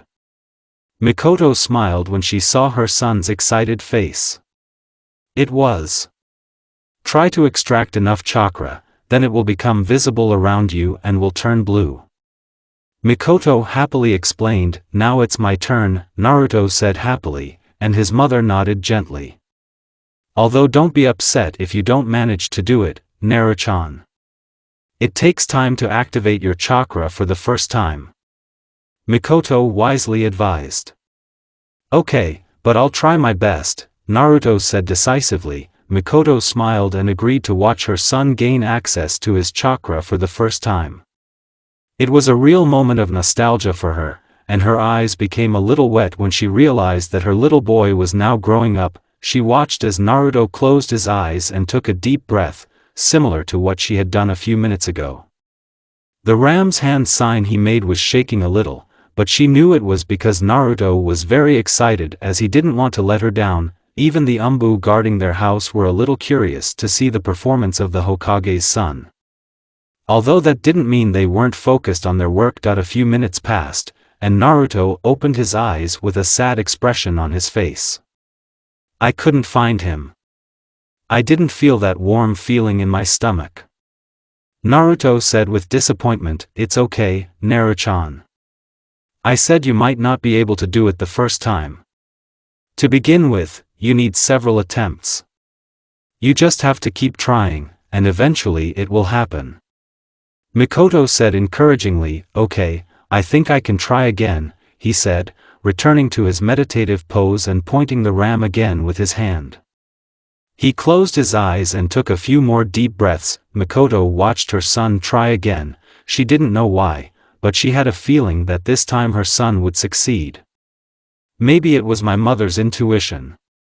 I have to find tension in my stomach, Naruto thought firmly and began to search in his body, while maintaining as calm an appearance as possible. After another minute, he still didn't feel it, so he gritted his teeth a little disappointed. I need to unlock my chakra so that I can protect Ka-chan, Itachi and maybe even Tasama someday, Naruto thought resolutely. When he finished, he felt something pulling in his stomach, and there was a feeling of warmth there. Could this be my chakra? Naruto thought curiously and began to do what Mikoto said, focused more on the feeling of warmth and began to pull it to the surface. When he did, he felt his whole body suddenly become warm, and he felt tingling in his fingers and toes. Outside, Mikoto smiled broadly when she saw a tiny blue aura appear around her son. She was going to go ahead and hug him. She wanted to congratulate him on his first chakra activation, but was caught off guard when she felt the power of his chakra. His chakra, it's so powerful. Although she is very small, she is stronger than mine. Mikoto thought in amazement. Although she also felt how unbridled it was. Once Naruto gets used to activating her chakra, she will most likely have to show him one of the basic chakra control exercises. Even the Umbu guarding the house were amazed by the power of Naruto's chakra. It was getting more powerful by the second. Mikoto decided that was enough, since Naruto was already very tired, and she didn't want him to overdo it. Mikoto shook Naruto slightly, causing him to lose concentration, and the chakra he was radiating stopped. He opened his eyes to his mother looking at him with a joyful expression on her face, which made him smile a big smile. I did it. Naruto said happily and jumped up high. Mikoto was very surprised that Naruto had so much energy left, but her suspicion was confirmed when her son suddenly felt tired. His body became a little stiff, and he began to fall to the ground. However, Mikoto was instantly in front of him and wrapped him in a warm embrace. There were several tears in her eyes. They were not tears of sadness, but tears of joy and pride. Why do I feel sleepy? Naruto asked innocently, yawning in Mikoto's arms. Stupid Naruto-chan, you pushed out a lot of chakra when you activated it, and now you feel tired. Don't worry, after some rest and some food in your stomach, you'll be fine. Mikoto said happily. Naruto only nodded slightly. he really felt much tired than before. I think that's enough for a day. Let's go home. I'll make ramen for you. Mikoto said happily and picked up Naruto. He wrapped his little legs around her waist and buried his nose in her chest. Her long bangs fell on his face and slightly covered his face with her shadow. Really? Naruto asked sleepily. He really loved it when his mom cooked his favorite dish. She really was a great cook. Hi, Mikoto said warmly. They walked slowly back to the house. It was really a very tiring day for Naruto. Halfway there, Naruto spoke. Hey, Ka-chan. Yes, Naru-chan. Mikoto asked softly. What kind of ninja are you? What is it? He asked, surprising her a little, although she answered. Well, I'm a ninja medic. I practice medical ninjutsu, so I work mostly in a hospital. Mikoto said happily. Medical ninjutsu? What is it? Naruto asked curiously, causing his mother to giggle a little when she noticed how curious he was, even when he was very tired. Medical ninjutsu is a type of ninjutsu that is used to heal people when they are injured. Mikoto explained in simple words so that her son could easily understand. For example, when people get sick and feel bad? Naruto asked curiously. That's right, I fight well, but I prefer to treat people, so I am the head of the hospital and the medical department of our village. I train shinobi to become doctors, Mikoto briefly explained. Wow, you really are an amazing Ka-chan. Naruto said happily. Thank you, my dear Naru-chan. Mikoto said with a smile. So does that mean you're really strong too? He asked, making her smile again. I'm nowhere near as strong as your father, but I like to think I'm capable of taking care of myself. I'm a Chunin level ninja, so I know how to protect myself, and that's the main thing. Naruto nodded. Both mother and son came to the door of their house. Naruto felt like sleep was trying to overtake him, and he knew that now he could resist. He was at the limit of his abilities that he pressed his head tightly against his mother's chest and closed his eyes. A slight innocent smile appeared on his face. Mikoto looked at her son tenderly. He looks so adorable. Mikoto thought happily. Naruto gently grabbed her silky bangs falling on his face. Ka-chan, you have really beautiful hair. Naruto said sleepily. A wide smile appeared on Mikoto's face when she heard her son praising her hair. She gently ruffled Naruto's hair and kissed him on the cheek. Thank you, Naru-chan. Mikoto said with love. I love you, Ka-chan. Naruto said warmly, and sleep slowly overtook him. I love you too, my little Naru-chan. Mikoto said warmly. She really loved her son more than anything in the world. She knew she was the bridge that kept their family together and lived peacefully. She was determined to be the best mother, the best wife, the best friend and the best guide for her sons and husband. I will make everything better. I promise. Mikoto thought resolutely. The first step. Minato Namikaze woke up with a big smile on his face that he was really very excited today. Some people might think, why is Hokage so eager? The reason was simple. Today he was going to teach his eldest son various ninja arts. It is impossible to describe in words how happy Minato was. The last 3 weeks have been one of the best in his life. Naruto was no longer cold towards him. He sat down next to his father without hesitation. It was slowly opening up to Minato. Minato knew that this was his golden chance to get his son back and catch up. He ordered Shikaku to run the office for several hours, which Nara called unpleasant.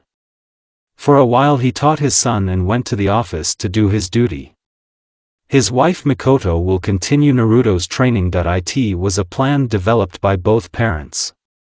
When Minato was teaching Naruto, Mikoto spent time with Itachi, and when it was her turn, Minato brought Itachi to his office. Then Itachi took the genin team to the park and any other place he wanted. Of course, Umbu will guard his youngest son from the shadows, after Naruto's training ends, he and Mikoto will join Itachi, and Minato will join him soon. Thus, their family will be able to spend as much time together as possible, and Itachi will not be bored sitting in one place. A small shiver ran down Minato's spine when he thought what Itachi would do when he was bored. Let's just say none of them will be comfortable. Minato was very grateful to his wife for making her son understand and give his father a chance. Minato was very surprised and shocked when he found out about Naruto's sensory abilities. His son was really very talented, and over time he sought to make his son a good person. These days Naruto usually smiled more often. Mikoto taught him access to his chakra, and now he has fully learned it. Minato still remembered the day Naruto made a fool of him. Memory. A few days ago, the Namake's family sat at their dining table and ate their food peacefully, well, except for Itachi, who had just chewed his shoe. Minato was sitting in the center of the table. Naruto was sitting to his left and peacefully eating his ramen. His wife Mikoto was on his right, telling Itachi how to eat his food properly, to which the boy showed discomfort by making angry grimaces. Mikoto told him about how Naruto got access to his chakra and how strong it is. It is impossible to describe in words how proud Minato felt. Perhaps one day both of his sons will surpass him and inherit him as Hokage. Minato felt someone kick him lightly from under the table. He looked at his wife and she looked at him to talk to Naruto. Realizing what his wife meant, Minato gathered the courage to talk to his son and offer him some help. "Hello, Naruto," Minato said affectionately. He knew that Naruto loved it when his mother called him Naru-chan. "Yes, to-san," Naruto said calmly, shocking Minato. Minato's eyes were wide open like saucers. He was looking at his wife with a stunned expression on his face. She was looking at him with a victorious smile on her face. Naruto didn't call him to-sama, as always, but now for the first time he called him to-san. Minato was so immersed in his dream world that he was suddenly thrown out of his thoughts. "To-san, a fly got into your mouth," Naruto said. Puzzled Minato shouted and immediately rushed to the wash basin. Minato rinsed his mouth 3 times and after a few moments returned to the table with a heavy sigh. How long he kept his mouth open for a fly to get there. It was so disgusting and left an unpleasant premonition in his head. Minato was quite surprised when he walked up to the table and saw Itachi laughing loudly. Mikoto was giggling furiously, while Naruto was almost on the verge of laughing, but was furiously trying to hold back his laughter. "Is something wrong?" Minato asked curiously. "To-chan." "To-chan," Itachi said enthusiastically. What is it, Itachi-kun?" Minato asked interestingly. "Itachi." Naruto pleaded, but Itachi only grinned. "Enai-chan tricked you," Itachi shouted and pointed his little finger at Naruto. Minato's mouth was wide open with shock when he realized that he, the 4th Hokage of Konoha, had been fooled by a child. Mikoto slapped her forehead. The whole joke was ruined because of her youngest son, but it was still funny. She was very surprised when she looked up and saw Minato with a demonic face, whose eyes were burning with fire, and he was looking at Naruto murderously. "Naruto!" "Oh, shit!" shouted Minato and went to catch his eldest son. "Oh shit!" End of memories. A slight smile appeared on his face as he recalled the incident. These were the moments that made him realize that his family is still together and everyone loves each other. Naruto was indeed a calm person, but there was still a joker in him. Minato's thoughts then returned to his longtime friend and teammate Kushina. She was also a great prankster and caused a lot of noise during her time at the academy.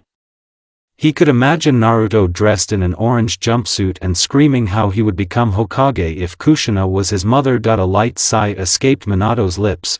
The reality has always been different than most people would like. He knew that Kushina must have left the village by herself. She was a Kage-level shinobi, and if there was an attempt to grab her, she would use Hiroshin's seal on her body to call him for help. Minato was worried about the fact that he would never be able to activate this seal from the night it disappeared. he was really shocked. Did Kushina manage to remove the seal from the body? But it was impossible. But again, Kushina was the best fuinjutsu specialist in Konoha. Her skills were much higher than Jiraiya's. She was from the Uzumaki clan, who were masters in this art. Regardless of what was true, Minato knew that he now had a bad pair of cards left. The world is moving towards war, and Konoha will be right in the middle of a shit storm. Minato knew that his son would have to participate in the war, and this thought made him even more depressed. His eldest son was a pacifist who hated fighting. The only reason he became a shinobi was to protect his younger brother and the villagers. War is hell, and the thought of losing her eldest son ran through Minato's body. He looked at his sleeping wife on his bed and the small figure of his youngest son, who was hugging Mikoto tightly. He couldn't even imagine what would happen to Mikoto and Itachi if Naruto died in the war.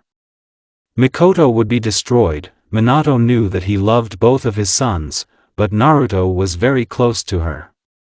He was the center of her life, and if anything happened to him, there would be no rage in hell like a despised woman. The Uchiha clan was pretty much known for their revenge. The fact that his wife was one of them made him more worried. Hiruzen told him something about Uchiha activating Mangekyo Sharingan when they lost someone close. Mikoto will destroy all Willow if they kill her son, and as for Itachi, Naruto was his idol and best friend. He would also be devastated if something happened to his older brother. Minato also didn't want to lose his eldest son. Despite their small differences, he still loved him very much. He strengthened his mind and made a decision. He will teach Naruto his best abilities and make him strong enough so that he can protect himself and others. After a few minutes, Minato went down the stairs of his house. He was fully clothed, wearing a Jounin bulletproof vest and blue pants on his chest. He was going downstairs to wake Naruto up and start training. "So you're ready?" A familiar voice rang out, surprising Minato. He looked to the side and found Naruto standing on the edge of the stairs. He was wearing a black shirt with Namikaze's name written on it and green shorts, but one thing that seemed surprising to Minato was that Naruto wore a black mask on his face. "Why do you wear a mask in the morning? And how did you know that I wanted to train you so early?" asked Minato curiously. "I will answer both of your questions, but not here," Naruto said calmly. Minato looked at Naruto and realized that he wanted to talk to him. Naruto's gaze was fixed on Minato's room, and Minato clearly understood that Naruto didn't want Mikoto or Itachi to hear their conversation. He nodded, and the two of them silently headed towards the training ground of their home. It was early morning, and there was still a mist in the air, obscuring their vision. Both father and son walked peacefully, neither of them uttered a word. Minato looked at his son, his silky blonde hair falling over his face, and he had to admit that his son really looked beautiful with the mask that his disciple Kakashi had given him. They both stopped in front of the small trees in the backyard. Naruto turned to his father to talk to him. "So why are you wearing this?" Minato asked curiously. "To prepare," Naruto said calmly. Minato is confused. What was Naruto preparing for? Meanwhile, Naruto was faced with a lot of questions that arose in his head. He really wanted to clarify something to his father, and now is the time. "Father, can you honestly answer some of my questions?" Naruto asked seriously. Minato was quite surprised by his son's authoritative voice. These were the traits of a good leader. "It depends on the question you're asking," Minato said calmly. "Fair enough. Will there be a war?" Naruto asked seriously. Minato's eyes blinked in surprise. His 6-year-old son was so mature. He could have sworn that Naruto knew about what was going to happen. He considered all the possible answers he could give his son, but in the end, he decided to tell him the truth. "Yes, there will be a war in the near future," Minato said seriously. "I understand," Naruto said calmly. "Who told you there could be a war?" asked Minato curiously. "It's not hard to guess, everyone in the village is tense. Shinobi are always training, people are buying more weapons, you lowered the graduation age to 7, and that's why I have to join this year. I've heard talk of other villages mobilizing their forces. You destroyed the armies of Willow and Kumo in the previous war, so now they are coming back for us. We will soon be fighting in the Fourth Great Ninja War. Naruto explained briefly. Minato was extremely shocked by his son's thorough analysis. He collected all the data and came to a conclusion. If he knew how to fight, Minato would immediately make him a chunin. Maybe his son was really fit for the front line. I'm surprised you've really thought it through. Minato said with a big smile to San, isn't there another way to stop this war? If this happens, thousands of lives will be lost. Naruto argued furiously, I know Naruto, so Konoha won't start a war, but if we are attacked, our duty is to protect our village. Minato explained sternly, can you promise me something, father? Naruto asked pleadingly. What is it? Minato asked curiously. Naruto has never asked so much. Minato was very surprised when Naruto fell to his knees in front of him. Don't ever involve my little brother in this war. I will do anything, I will even accept a suicide mission if it means that Itachi will not participate in this war. I don't want my brother to go through this hell. Naruto said sadly. Minato was completely shocked, words couldn't describe what he was feeling right now. He knew that if a war happened, it could go on for years, and Itachi would have to join the war too. Naruto asked him to sacrifice him and spare his younger brother. Minato knew Naruto was fiercely in love with Itachi, but there was something different in his voice. It was hopeless. He bent down and put his hand on his distressed son's shoulders. Naruto, do you really want to protect your brother? Minato asked proudly. He was grateful for such a worthy son. Yes, but you have to promise me that you won't involve him in this war. I know that our strength is small compared to the combined armies of other villages.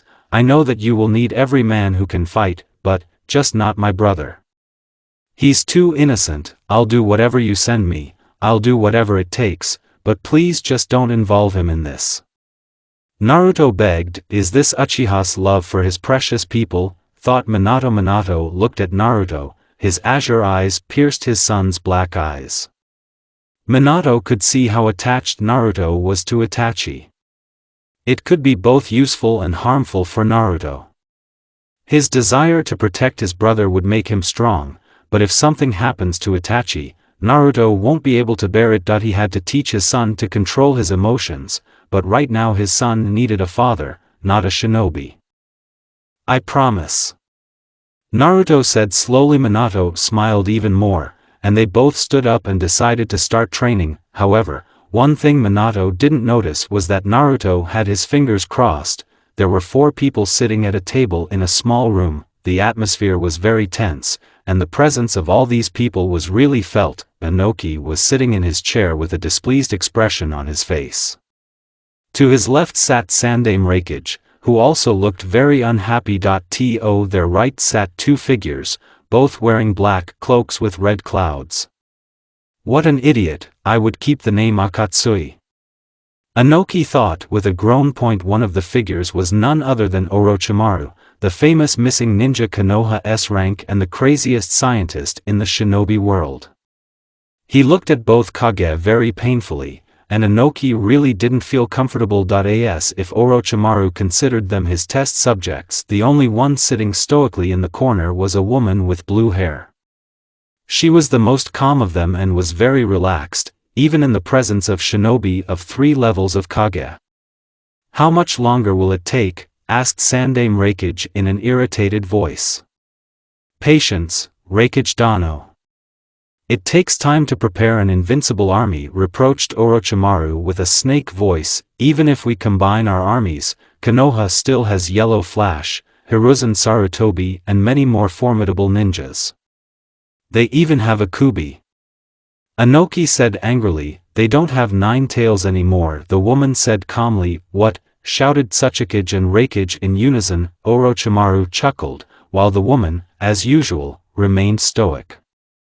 It's true, their Jinchuriki left the village and did not return. The woman said, how do you know this Conan? Reikage asked suspiciously. We have contacts. Orochimaru said with a grin, this may be a great opportunity for us, but have you mastered this jutsu? Orochimaru asked Inoki sternly. Ah, this is a wonderful jutsu. Nidami Hokage is really a genius who invented such a jutsu. Orochimaru said happily, is he crazy? Thought like Kage, you don't have to worry about it, you will get help on time. In the meantime, have you prepared for what Pain-sama asked for? Orochimaru asked seriously. He really didn't know why he was doing this. All he cared about was mastering all the jutsu in the world. After the end of the Third War, he was sure that he would become a Hokage, but his decrepit old teacher forced Namikaze to release the Hokage instead of him. Such arrogance. He was a great Orochimaru, he could reveal the secrets of life and lead Konoha to fame, but that was all in the past. He realized that his life was too short to realize his ambitions, and he had to become immortal. Therefore, he escaped from this miserable leaf village after carrying out all his cruel experiments. Hiruzen couldn't stop him. His old teacher was too kind. He then joined Akatsuki because the organization offered a lot of money and he could use it for his experiments. Besides, the war was about to start soon, and the experiments he could conduct with all the shinobi made him spin even more. So much to learn, so much data, so much blood. He licked his lips with a snake tongue. Kukuku. Soon I will truly become immortal. Orochimaru thought madly. While Orochimaru was busy in his dream world, a woman named Konan discussed the whole plan that their leader told them to tell Kage. So how much longer until the preparation is complete? Konan asked sternly. In a few months, Kumo will be ready. Reikage said firmly. Willow will be ready to crush Konoha in 5 months. I will kill this yellow flash and his family for taking my eldest son and many of my shinobi. Inoki said angrily. Minato killed his eldest son Renji in the Third Great Ninja War. He was among the thousands who were killed by the yellow flash. Inoki could never forget what happened, and he swore revenge. Love breeds hatred, and hatred leads to war. This world has truly become corrupt, Pain-sama, and it is you who will lead us. Konan thought calmly. Soon the Fourth Shinobi World War will begin, and Akatsuki will fulfill his plan and lead the world to peace, training and communication. Jiraiya has seen a lot of things in his life. He participated in 2 great ninja wars, saw both the best and the worst faces of humanity. He saw how kind and cruel humanity was. During his long life, he met a lot of people. Some were good, some were bad, some were strange, and some were downright evil. He taught 4 students, 3 of whom died in the war. His heart was still breaking when he thought about those 3 gorgeous kids he had trained during the Third Great Ninja War, but still, he was a shinobi, and he had to endure. He still believed that his 4th disciple Minato Namikaze, the 4th Hokage from Konoha, was a child of prophecy and was the one who would lead the world to peace. However, the 4th Great Ninja War was on the horizon. The nations had mobilized their armies, and there was no sign of peace anywhere. He was curious about why he was called to Mount Mayaboko.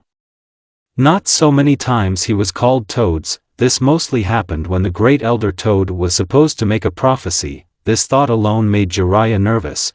Whenever the Elder made a prophecy, the whole shinobi world changed, for better or for worse, which he wasn't sure about. Fukasaka-sama and his wife Lady Shima were standing in front of him. They were both the oldest Toads in the entire clan after the Grand Elder. They were also his teachers and partners in battles. Why do you think the Grand Elder called me? Asked Jiraiya curiously. It's about the prophecy of Jiraiya the boy. Fukasaka said wisely. Do any of you know anything about this? Jiraiya asked if anything the Elder said to anyone. It was those 2. No, that stubborn old man just told us to call you here. I bet he's getting older every day. Shima said irritably. Shima didn't really like the old Toad. He was a stubborn old man. Even though he was huge, he was an old lazy frog who smoked all day. From time to time he would chatter, but since he was the eldest, they had to listen to him. Shima didn't like it when someone interfered with her cooking, and this time the stubborn jerk called her right in the middle of cooking. It really pissed her off. "Ma, show some respect to the grand elder," rebuked Fukasaka. "Shut up," said Shima irritably. These two, thought Jiraiya wearily, although both of them were strong and wise, but they always behaved like little children. Looking at the giant figure of the elder toad, Jiraiya let out a tired sigh when he saw that the elder was sleeping peacefully. He could have written his Ika Ika Forest Edition. Millions of his fans were waiting, but no. He had to wait for the stubborn old man to wake up. It's going to be a long day. Konoha, Minato and Naruto were standing on opposite sides of the training ground. Naruto looked seriously into his eyes, and Minato was glad to see that his son was not one of those who would take his training less seriously. "Okay, Naruto, now that your mother has taught you how to access your chakra, I will teach you how to control it." Minato instructed seriously. "Control my chakra?" Naruto asked, confused. "Yes, to perform any ninjutsu or genjutsu, you need, first of all, to control your chakra well. Jutsu is a combination of your physical and spiritual energy, and they are performed using hand seals. Do it, I'll teach you the chakra control exercises." Minato explained briefly. Naruto nodded firmly, showing that he understood his father. He knew that what he was getting was a great honor. Many people would give anything to be trained by Hokage. Naruto knew that although his father wanted to train him wholeheartedly, he was a Hokage and specifically devoted his time to training him, which he could use to help the village. "I have to meet all expectations," Naruto thought with determination, remembering what his mother had said about everyone in the village expecting a lot from him. Konoha was his home, it was the country in which he was born. He will do everything to protect his homeland, and will become powerful to protect it from enemies. Minato saw the look in his son's eyes and a proud smile appeared on his face. His son was becoming a shinobi for the right reasons, and there was a lot of determination in his eyes too. "Okay, let's do it," Minato said enthusiastically. Then he tore a leaf from a nearby tree and handed it to Naruto, receiving a puzzled look from his eldest son. "To-san, what should I do with this sheet?" Naruto asked confusedly. Minato grinned and ruffled his son's silky hair, for which Naruto pouted. "Well, this is the first chakra control exercise that you will learn. It is called balancing the leaves," Minato said happily. "Balancing the sheet?" Naruto asked curiously and carefully examined the sheet. "Yes, this training method is to put a leaf on a person's forehead and ask him to direct his entire chakra to the leaf, using it as a focal point. This is the first exercise that will help you control your chakra. The leaf swim with the help of your chakra. Here I will show you," Minato said shortly. Minato then plucked another leaf from the tree and pressed it to his forehead. Then he closed his eyes to concentrate and show his son how to do it. Meanwhile, Naruto was watching every detail of his father. He saw how he put the leaf to his forehead. He felt that his father calmed his chakra. For a few moments there was nothing, but then something started to change. He used his sensory skills and was able to understand that his father was slowly directing his chakra to his forehead. Naruto closed his eyes to focus more, and now he could feel a blue aura radiating around his father's body, indicating the use of his chakra. He could feel the flow of his father's chakra slowly concentrating around his forehead. It was slow and very calm. He opened his eyes and was surprised when he saw a leaf floating in the air a few feet higher. "I understand now," Naruto thought happily. Understanding the whole exercise, being a sensor is cool. "So you see how it's done. Now try it, but don't be upset if you can't do it the first time," Minato advised. "You'll see, to-san," Naruto said with a grin and put the sheet to his forehead. Sigh, he's a little cocky, thought Minato wearily, but he really wondered if his son would be able to do it for the first time. Mikoto told him that Naruto has excellent observational abilities, and if this is true, then he will quickly learn this exercise. Stay calm and focused. I will send the flow of my chakra in the form of a tidal wave. Naruto thought firmly. Minato began to feel the chakra emanating from his son's body. He was quite surprised by the power of Naruto's chakra. It was firm and strong. He could really see his son possessing a powerful chakra in the near future. Naruto concentrated hard and closed his eyes.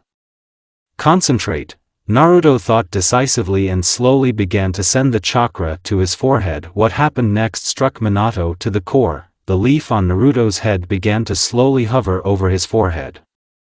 First he was 1, now 2, 3, and finally he was 5 feet taller than Naruto's forehead and flowing smoothly. He mastered it the first time, thought the surprised Minato, easy and pleasant. Naruto thought happily and continued the process. His thoughts were distracted when he heard the applause. He slowly reduced his chakra, slowly lowered the leaf and caught it with his hands. He opened his eyes and now found himself face to face with his father, who had a bright smile on his face. I'm really proud of you. You handled it the first time, happily congratulated Minato and patted Naruto on the shoulder. Nothing like that, to-san. Naruto said timidly and scratched his head. I admit that this exercise is very simple, but even it took me a few minutes to learn it while you mastered it for the first time. How did you do that? Asked Minato curiously with a smile. Naruto smiled slightly and decided to explain to his father how he understands this exercise and its concept. I used my sensory skills to feel how you use your chakra. You have kept your chakra in a calm state, concentrated it in a small proportion and used it to lift the leaf. The key is not to send more chakra, but to maintain the flow. Naruto explained briefly. He really has a very keen sense of observation. Mikoto-chan was right, our son is really smart. Minato thought proudly, so you used your sensory skills to identify the exercise and its concepts. Don't you think it was a hoax? Asked Minato skeptically. He really wanted to know what his son believed when he became a shinobi, and therefore tested him. Not at all. Kachan told me that shinobi use all the tools they have to achieve their goal. My sensory abilities are my tool, and if I use them for the common good and the protection of my precious people, then I don't think I've been deceived, Ben-san. Naruto said honestly. Very well said. Always use the tools you have, no matter how small or insignificant they may seem, they will save your life. Minato said wisely. Hi, Naruto nodded. Now that you are in very good control of your chakra, we will take your training to a new level, instructed Minato. What's wrong, to-san? Naruto asked curiously. He was really excited to see what a new challenge his father had thrown at him. Minato chuckled slightly at his son's curious tone, then he walked over to the nearest tree and started walking on it with just his feet. Let's see how you try it this time, Minato thought with a grin. At first Naruto was shocked when he saw his father climbing a tree, but then calmed his nerves. Each jutsu and technique had its own way, he just needed to find this key. He knew it wouldn't be easy, but if he could keep his cool, he would definitely find a way. Suddenly an idea came to his mind, and he decided to try it. Minato expected his son to jump up and cry out in surprise, but Naruto behaved strangely. His son came forward in a strange way, put his left hand on the tree and closed his eyes. Minato didn't know what Naruto was doing. What is he doing? Thought Minato, confused. He was watching Naruto, he was trying very hard to concentrate. As if Naruto was trying to find the answer on the tree itself. His son was really weird. Minato didn't know what kind of person his son was. He was completely unpredictable, and for shinobi this was a good trait, since your enemy will never be able to evaluate your actions. Minato watched Naruto for several minutes. He did not move from his seat and was in the same position.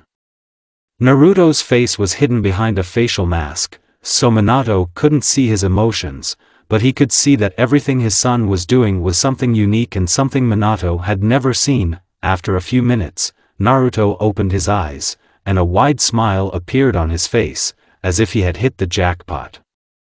What's going on? Minato thought in confusion. Now he was sitting at the top of the tree and waiting for any answer from his son that he could have just asked his son, but from his experience as Naruto's father, Minato knew that Naruto had very unique skills and was very different from others. He learned to walk when he was only a few months old. Naruto had his own way, and Minato wanted him to find his own way. Naruto retreated a few meters from the tree and stood up straight. Okay, let's go. Naruto thought firmly, then he made a hand seal of the ram, and now Minato was really curious about what his son was doing. Damn it! Minato thought in shock. His mouth was wide open and his eyes couldn't believe what they were seeing. 1 2 3 4 5 6 7 8 9 10 11 12 13 14 15 Naruto slowly climbed every step of this 15-foot tree without stopping and without using any hands. He didn't flinch, didn't lose his balance, didn't stop, didn't lose his concentration. He just climbed that damn tree in one attempt. What is he? Thought the shocked Minato. He was shocked to see his son standing next to him and hanging upside down from a tree. A cool breeze blew his silky blonde hair. Naruto was relaxed, as if he had completed a daily task. Yo, Naruto said after a while when he realized that his shocked father was standing next to him with a shocked expression on his face. Yo! That's all you have to say? Minato shouted in shock. To-san, said Naruto in confusion. He could not understand what was the matter. Why was his father so shocked? You have no idea, do you? Asked Minato with a tired sigh. His son really didn't pay attention to the fact that he mastered the chakra control technique at the Chunin level on the first attempt. Minato could now clearly see that his son was a child prodigy who had succeeded him for centuries. His sense of thinking, his calm demeanor, his intelligence were very similar to those of the Nidaime Hokage. Naruto really shared many character traits with Tobirama Senju. It was a simple exercise, to-san just said Naruto. He didn't know the truth. It was a Chunin-level chakra control exercise that you mastered, Baka. Minato said loudly, but he was very proud of his eldest son. Really? Naruto asked happily. Hi, Minato said with a big smile. Yahoo! Said Naruto happily, jumped off the branch and gracefully landed on the ground. Minato was very surprised that his son even used his chakra to land gracefully, despite the fact that he was so happy and excited. Say that he is not like Nidaime-sama at all. Oh Shurshui, your nephew attacked you. Minato thought with a chuckle. Naruto Nikken. Naruto turned around and was soon knocked down by a powerful push. He fell to the ground with a thud.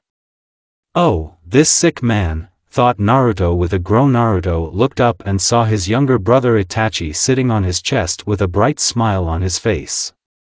His reasonable blue eyes dug into Naruto's soul. Figures, leave him to do something reckless. Naruto thought, puzzled. He stretched out his right hand and poked his younger brother in the forehead. Oh, why was that? Itachi shouted in displeasure and rubbed his forehead with his little hands.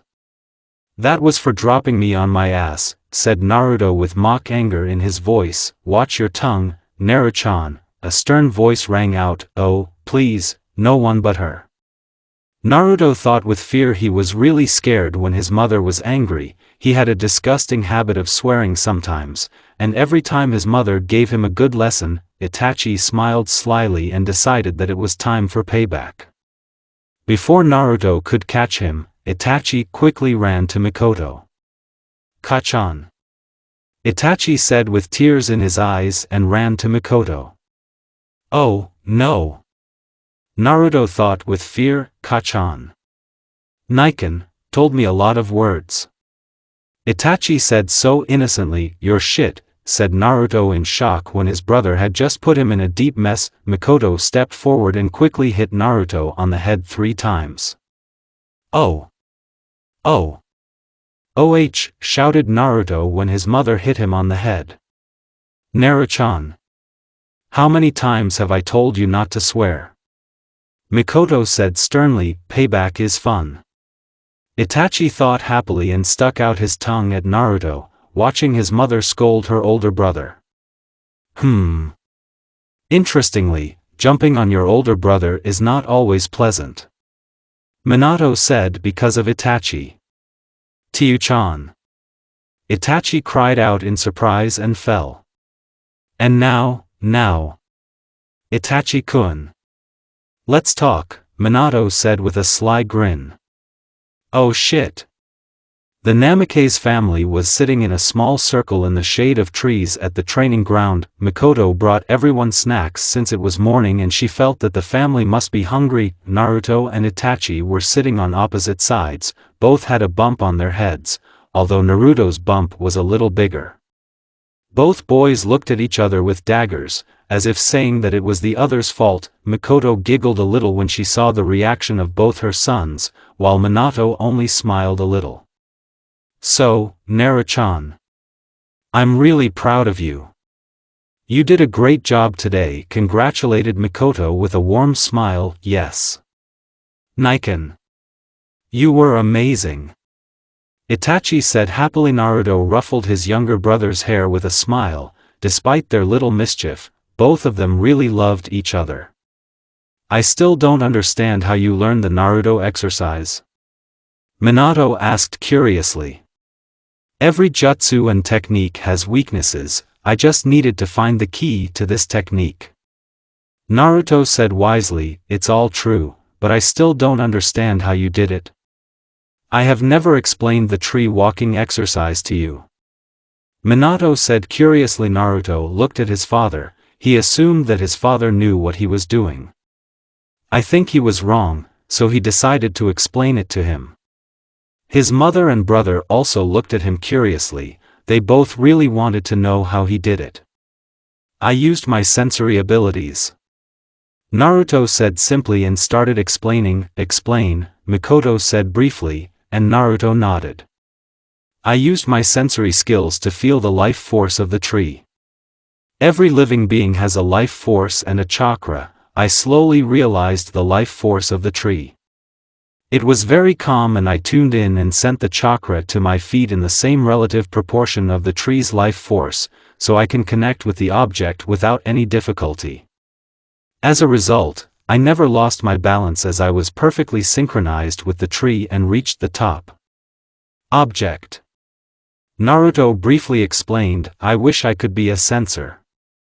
Itachi thought, pouting, he didn't understand what his brother had just said, but he was still amazed at the abilities his older brother possessed.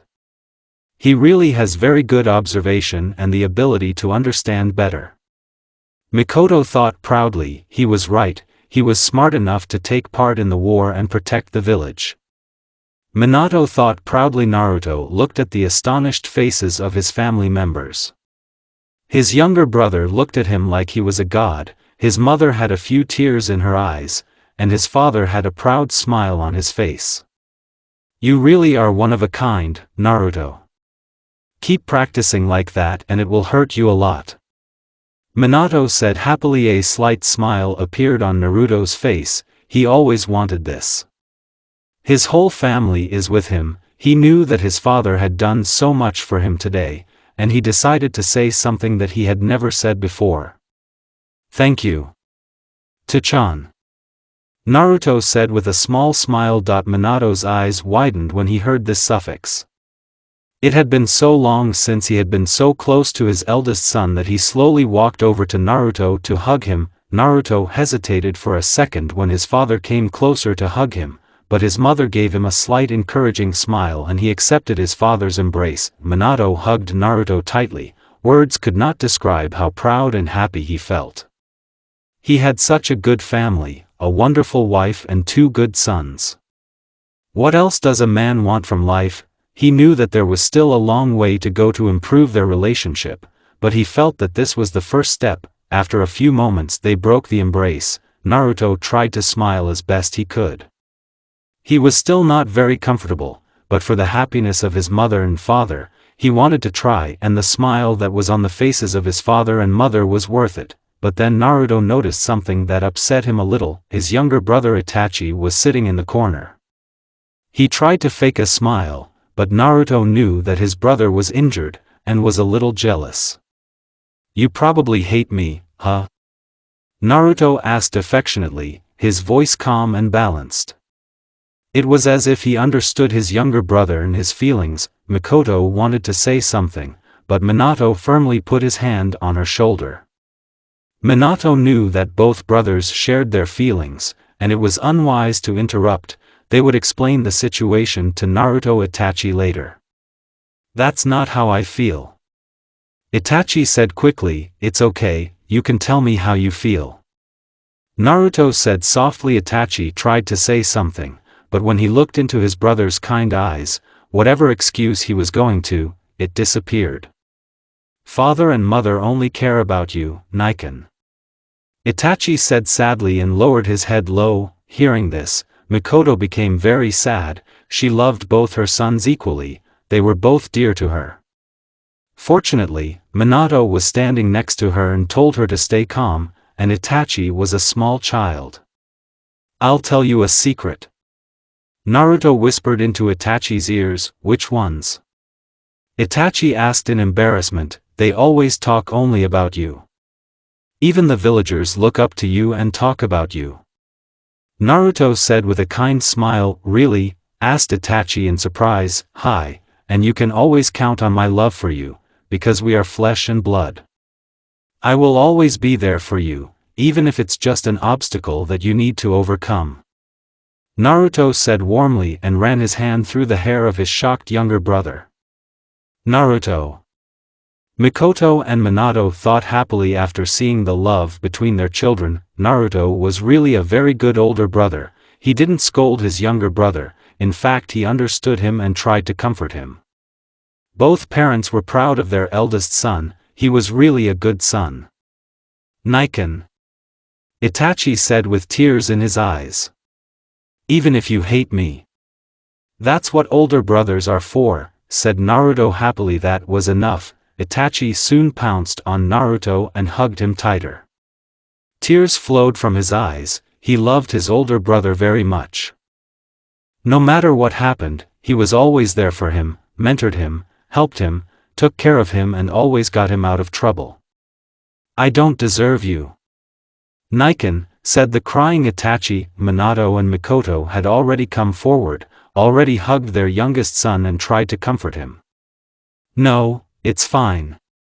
I'm a cool big brother, aren't I?" Naruto joked playfully. "Hi," Itachi said with a slight smile. Mikoto came over and picked up Itachi, who looked a little sleepy, and Minato was standing next to her.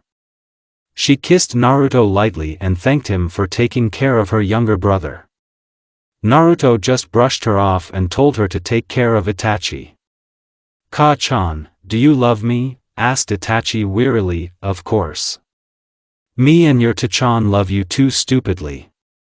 You are the star of our eyes," Mikoto said with tears in her eyes. A satisfied smile appeared on Itachi's face as Minato wiped away his tears and slowly fell asleep in his mother's arms. Then Mikoto waved goodbye and went to the house, while Minato and Naruto stayed. "To-chan," Minato turned around and was surprised to see Naruto's very stern look. "What is it?" Minato asked curiously. "You remember the promise, right?" Naruto asked seriously. "Hi," Minato said, clearly not understanding what Naruto was thinking. Naruto looked at his brother's small figure. He looked so innocent in their mother's arms. All the doubts that Naruto had before were gone. Now he was sure of one thing. Itachi will become a bridge to peace. My job is to be a pillar supporting this bridge," Naruto said deeply. Minato's eyes widened when he heard these words. Was it really his son? He looked so mature, and he had such a noble dream. It was as if Minato was looking at the main character of a book written by his sensei. Minato saw the fire that was in Naruto's eyes, and the amount of faith that Naruto had in his younger brother was astounding. Itachi is the savior of this world, and I will protect him with my life. Naruto said decisively and left to continue the exercise. Minato was left behind. He was very shocked, and a realization came to his mind that he had forgotten about since the last time. Naruto. Are you a child of prophecy? Chapter 7 Precious Bonds. Jiraiya was bored. He had been sitting in the same place since the last few hours, waiting for the elder toad to wake up. If it wasn't for the prophecy, he would have already left this place. Even Shima left, saying she couldn't wait any longer to hear some dumb old frog's prophecy, and she needed to do her precious cooking. Of course, this led to a big fight between her and Fukasaku, which ended with Shima hitting him on the head and grumpily leaving. So now he and Fukasaku were standing in an empty hall, waiting for the elder to wake up. Seconds passed, minutes passed quickly, and Jiraiya was getting angry with every moment. Finally, after waiting another hour, he lost it. "Wake up, Baka!" shouted Jiraiya at the top of his voice. "Jiraiya boy, don't use that tone with the Grand Elder," Fukasaku warned sternly. "I'm sorry, sensei, but I've been waiting for him to wake up for the last 10 hours, Jiraiya said in disappointment. "I understand, but the only time an elder even remotely wakes up is when he's hungry or if a young toad danced for him," Fukasaku said carefully. It occurred to Jiraiya how he could have forgotten that this eccentric toad was very perverted. Stupid. Stupid. Stupid, Jiraiya thought with annoyance and hit himself on the forehead several times. About his forgetfulness, Fukasaku just watched the antics of his students with a cheerful smile on his face. Even after all these years, Jiraiya behaved like a child most of the time. He was very surprised when Jiraiya jumped onto the elder's throne and now stood on his chest. Henge. Immediately, Jiraiya turned into a very beautiful toad and spoke in a sultry voice. "Please wake up." The toad whispered. She seductively transformed Jiraiya into the elder's ears. The elder's eyes slowly opened, and when he saw a sexy female toad in front of him, a cunning perverted saliva flowed onto his face, and he flew back into the wall behind his back. He fainted again, but there was a big smile on his old face. Henge. Jiraiya was broken when Fukasaku repeatedly hit him on the head with a cane. "Oh! Oh! Oh!" cried Jiraiya in pain. "You idiot, what have you done?" Fukasaku said angrily. Jiraiya asked in confusion. He didn't understand why his teacher was angry. "You knocked him out cold. He won't wake up for a few more hours," Fukasaku said in disappointment. Jiraiya's eyes widened when he realized what his actions had done. He couldn't believe his own stupidity. No. Naruto was standing on the training field of his house. Today was a new day, and his training was very successful and effortless. His mother even said that he was hiding as a child prodigy. It made him a little happy, but he didn't let it get in his head, because his grandfather always told him that ego can lead to a person's downfall. He had mastered the tree walking exercise and could now easily run through trees. His father seemed to have gotten a little better too. Now they could stand next to each other. They used to even talk to each other a little more, and according to Mikoto, this was a great achievement. Naruto decided that he would train hard to protect everyone in the village. Now he could understand why the village was so important. He still remembered the time he spent with Grandpa Kagami and the values he taught him. Memories. Naruto was standing by the Naka River. Today he was spending time with his grandfather. He really liked his grandfather. This man was always kind to him, even though he was stricter than anyone he had ever known. Kagami was a man of values and wisdom. He was a very calm person and was always fair to everyone. Many expected that he would teach his grandson various ninja arts and make him a strong shinobi. But Kagami had other thoughts. He wanted his grandson to understand what life is. He believed that instead of teaching his grandson to use the kunai and kill a person, he should teach him how valuable life is. He wanted Naruto to experience the little joys of life that he never had because of the battles in the first great ninja war. Kagami has spent his entire life on the battlefield. He has seen countless deaths, he has fought, he has shed blood, Cried and given everything to protect Konoha. He had lost many friends in the war and knew what horrors each war left for people. Not only those who fought in this, but also those who were left behind, children, women, parents, friends, brothers and sisters. He knew that Konoha was on the verge of a new great ninja war. Although he was old, he was still one of the strongest and most experienced shinobi of the village.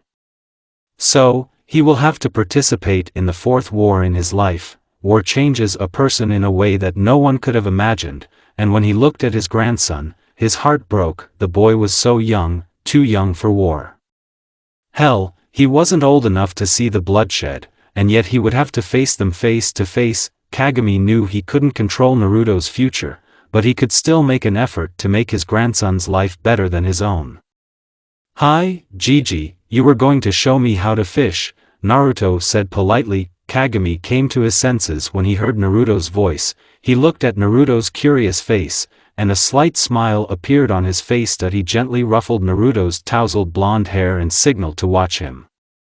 "Fishing is a unique thing. It requires a lot of patience, but you will like it," Kagami said with a smile.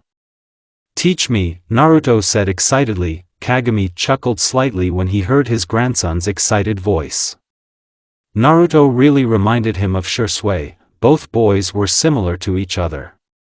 "Okay, I'll show you," Kagami said calmly. For the next hour, he taught Naruto everything he knew about fishing. The boy listened to him with great attention and interest, which pleased Kagami. It's been a few minutes since they tried to catch a fish, and Naruto is a little worried. "Why aren't we fishing?" Naruto pouted. "We will catch some, don't lose patience. A person should be calm to understand better," Kagami said patiently. There was silence for a few moments, and the grandfather and grandson sat peacefully and waited for the results. Both of them sat quietly and enjoyed the peace that nature gave. Something was bothering Naruto, and he decided to ask his grandfather about it. "Hi, Gigi," Naruto said slowly. His voice was very low, as if he didn't like talking about what he was thinking. Kagami said soundlessly. "What is war?" Naruto asked curiously. Kagami was very surprised by Naruto's question. He looked at Naruto and clearly saw that Naruto was not at all enthusiastic about this topic. He nodded silently and was quite pleased that his grandson was different from the others and was not like most children who couldn't wait to become a hero and listen to war stories. War is a situation when people forget about each other's feelings and fight for their greed. Everyone claims that their war is being waged for justice or for prosperity, but this does not happen. People die in every war. It doesn't matter whether you are rich, poor, strong, weak or someone else. We all have a common destiny, and that is death, Kagami briefly explained. Then why do wars happen? Naruto asked sadly. Humans are a very complex, Naruto. We all have some kind of darkness inside. Even you have darkness inside you, Kagami said simply. Naruto said hesitantly. Kagami put his hand on Naruto's head and smiled gently at him. But more than that, you have a kind heart. Everyone has darkness, but they also have light in their souls. It's just that people need to find this light and understand each other, then perhaps there will be no more wars, Kagami said. With a tired sigh. Did you fight in the war? Naruto asked hesitantly. If war was such a bad thing, then it must have been very painful for his grandfather. Yes, I participated in 3 great ninja wars, Kagami said in disappointment. Many people bragged about how they fought in the Great War, but real soldiers knew that there was nothing to brag about the war. You must have been a hero, Naruto said curiously. Kagami chuckled slightly after hearing his grandson's innocent answer. Naruto, I'm not a hero. The real heroes are those who never returned home and gave their lives to protect what was dear to them. Just like my sensei Tobirama Senju, Kagami said sadly, remembering his mentor. Were you a disciple of the second Hokage? Naruto asked in shock, making Kagami grin again. Well, yes, I was part of his team, Kagami said with a smile. What kind of person was that? Naruto asked curiously. Tobirama-sensei was a very strange person. He was very strict, but he also took great care of the village and everyone in it. He even gave his life to protect his team, Kagami said proudly. How did he die? Naruto asked sadly. It was during the first Great Ninja War. Our team was surrounded by many experienced ninja Kumo. They were part of the famous Kinkaku squad. There were fewer of us, Kagami said sadly. Naruto thought about the whole battle scene. His analytical mind was already working. He had heard about this Kinkaku squad from his father. They were the best ninja Kumo. If his grandfather's team was surrounded and outnumbered, then they had the only chance to escape. He acted as bait, didn't he? Naruto asked sadly. How did you guess? Kagami asked in shock. There was no other choice. Your team was outnumbered and surrounded. Even if they didn't know your exact position, your conditions weren't very good. Suppose you can suddenly attack the enemy, but soon you will be defeated as you did not have the numbers, and this would lead to the complete destruction of your team. There was only one option left. One participant had to act as bait to buy time from others to escape. It had to be the strongest person from your team, as the Kinkaku squad is considered the best. Since Naidame was the strongest, he was the only logical option as bait, but that would be, Naruto explained strategically, but refrained from saying the last part, as he knew that his grandfather was quite close to the second Hokage. He thought exactly the same as me, but in that situation I was much older than him, Kagami thought in amazement. Naruto, you will make a great squad leader, Kagami said proudly. But I don't want to kill anyone. I have a family. I love Ka-chan, Itachi, Ta-chan, you and Shirsuyaza-san. But there are others who can have the same family as me, right, there? Naruto asked curiously. I understand. I know exactly how you're feeling right now. Shinobi are protectors, not murderers, Kagami said seriously. Kagami glanced at Naruto. The boy definitely asked a lot of questions. But it was natural. Many children of his age were the same, and since Naruto knew that he needed to fight in the war, he was worried. Kagami was happy that his grandson thought he was trustworthy enough to share his feelings. He knew that these questions were very important in shaping Naruto's life and his beliefs, and as his grandfather it was his duty to guide him and show him the right way.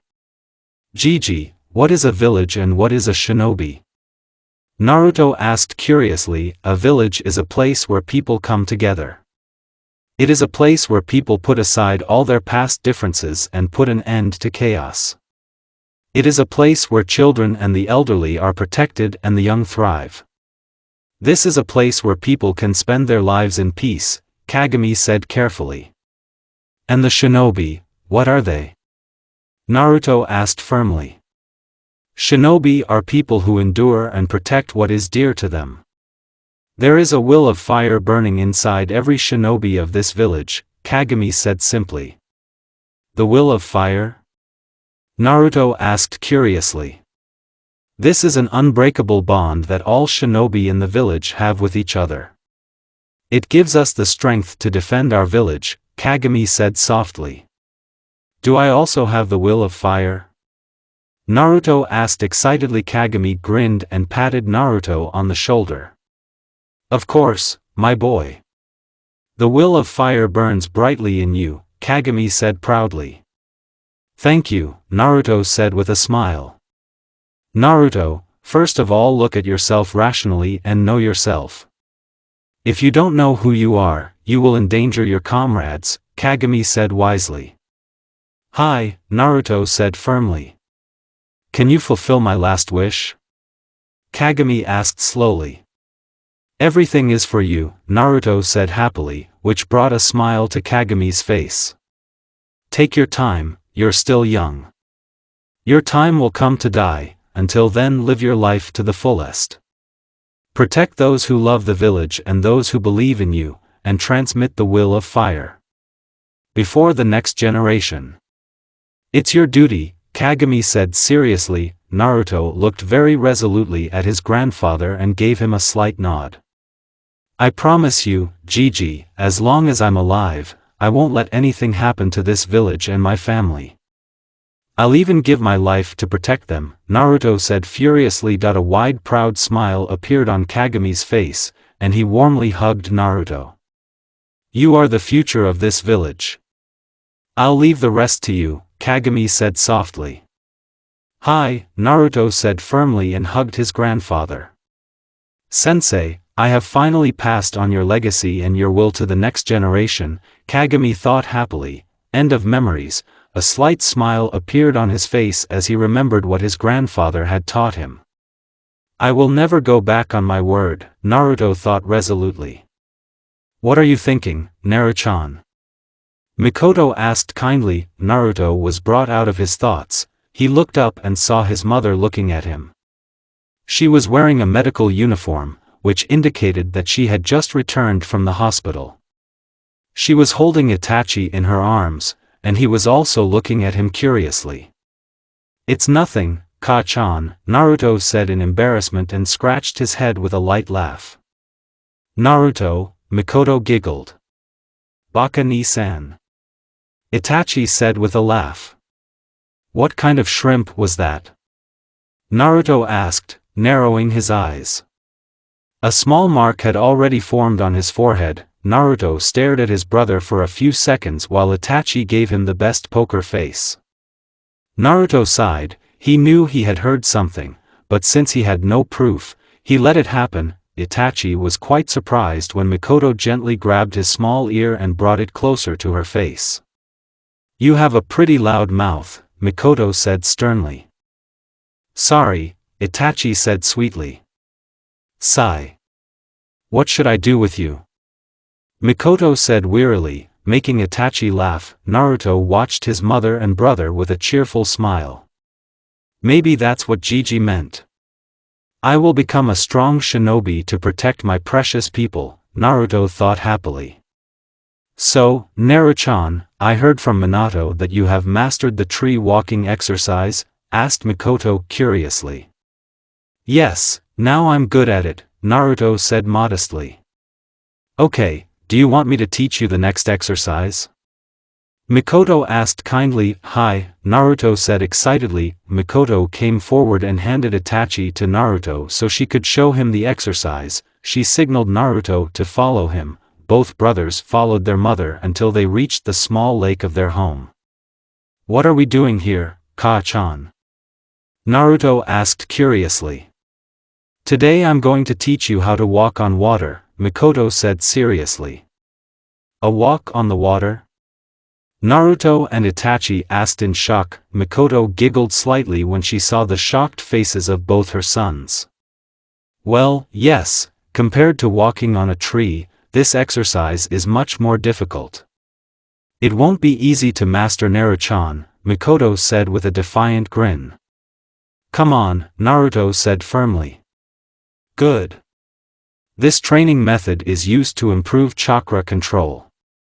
To do this, the user must emit a constant flow of chakra from the soles of their feet and use the repellent force to walk on the surface of the water, Mikoto explained briefly. Can you show me how it's done, Ka-chan? Asked Naruto. Mikoto nodded and slowly channeled a small amount of chakra into her feet, then she gracefully walked through the lake water. Naruto and Itachi were shocked when they actually saw their mother walking on the water. Ni-san, Ka-chan, Itachi said in shock. She's amazing, Naruto said with trepidation. Well, if you two are done praising me, I'd like to explain something to you, Mikoto said with a gentle smile. Both boys smiled shyly at their mother. Naruto nodded to her, showing that he was ready to learn. Walking on a tree, you have learned to collect a certain amount of chakra in your legs. But walking on water is completely different, Mikoto said seriously. How so? Naruto asked, confused. Well, trees are office supplies, and the energy you mentioned in trees is also constant. The water is not like that, it is constantly moving, and the flow of energy in it is irregular, Mikoto said briefly. So how can I walk on water, Ka-chan? Naruto asked intriguingly. First of all, concentrate the chakra in your legs and try walking on water, Mikoto said with a sly grin. She knew what was going to happen, but she wanted to see if Naruto could figure out the exercise on his own. Besides, his face would be cheerful. Naruto nodded. Mikoto stepped forward and picked Itachi up again, for which the little boy smiled. Naruto did as his mother told him and put his right foot on the water and then slowly put his left foot on the water. He was shocked when he suddenly lost his balance and fell into the cold water. He could faintly hear his mother and brother's laughter coming from the surface. He slowly opened his eyes and looked around. All he could see was the blue color around him. What should I do? Naruto thought anxiously as he began to sink. He was scared, he didn't know what to do. He tried to move his hands, but the water was too cold. He felt the energy leaving his body. His eyes began to close. He could hear his mother's agitated voice, but he couldn't. Am I going to die? Naruto thought with fear. He didn't want to die, at least not yet. He had so many dreams, so many things to do. He made a promise to his grandfather. His eyes suddenly widened as he realized something. Naruto, you have to look at yourself rationally and know who you are, otherwise you will endanger the lives of your comrades. He remembered the exact words his grandfather had told him. What was he? What was his strength? He had to protect everyone. How could he succeed and come back alive?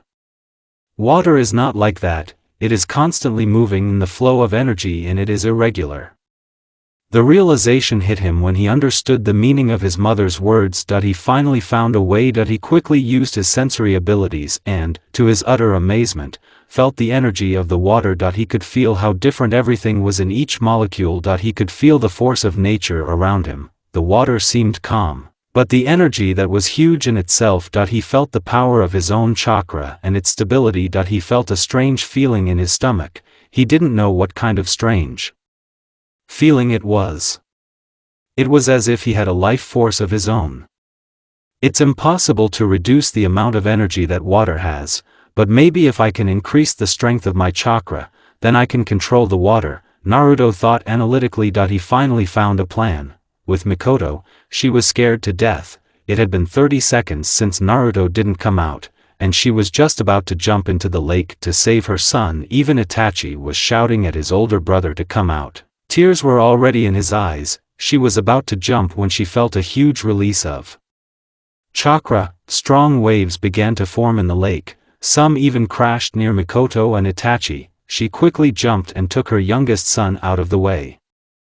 She jumped onto the nearest tree to save Itachi from the waves. She put her youngest son on a branch. He was crying loudly because he was worried about his older brother.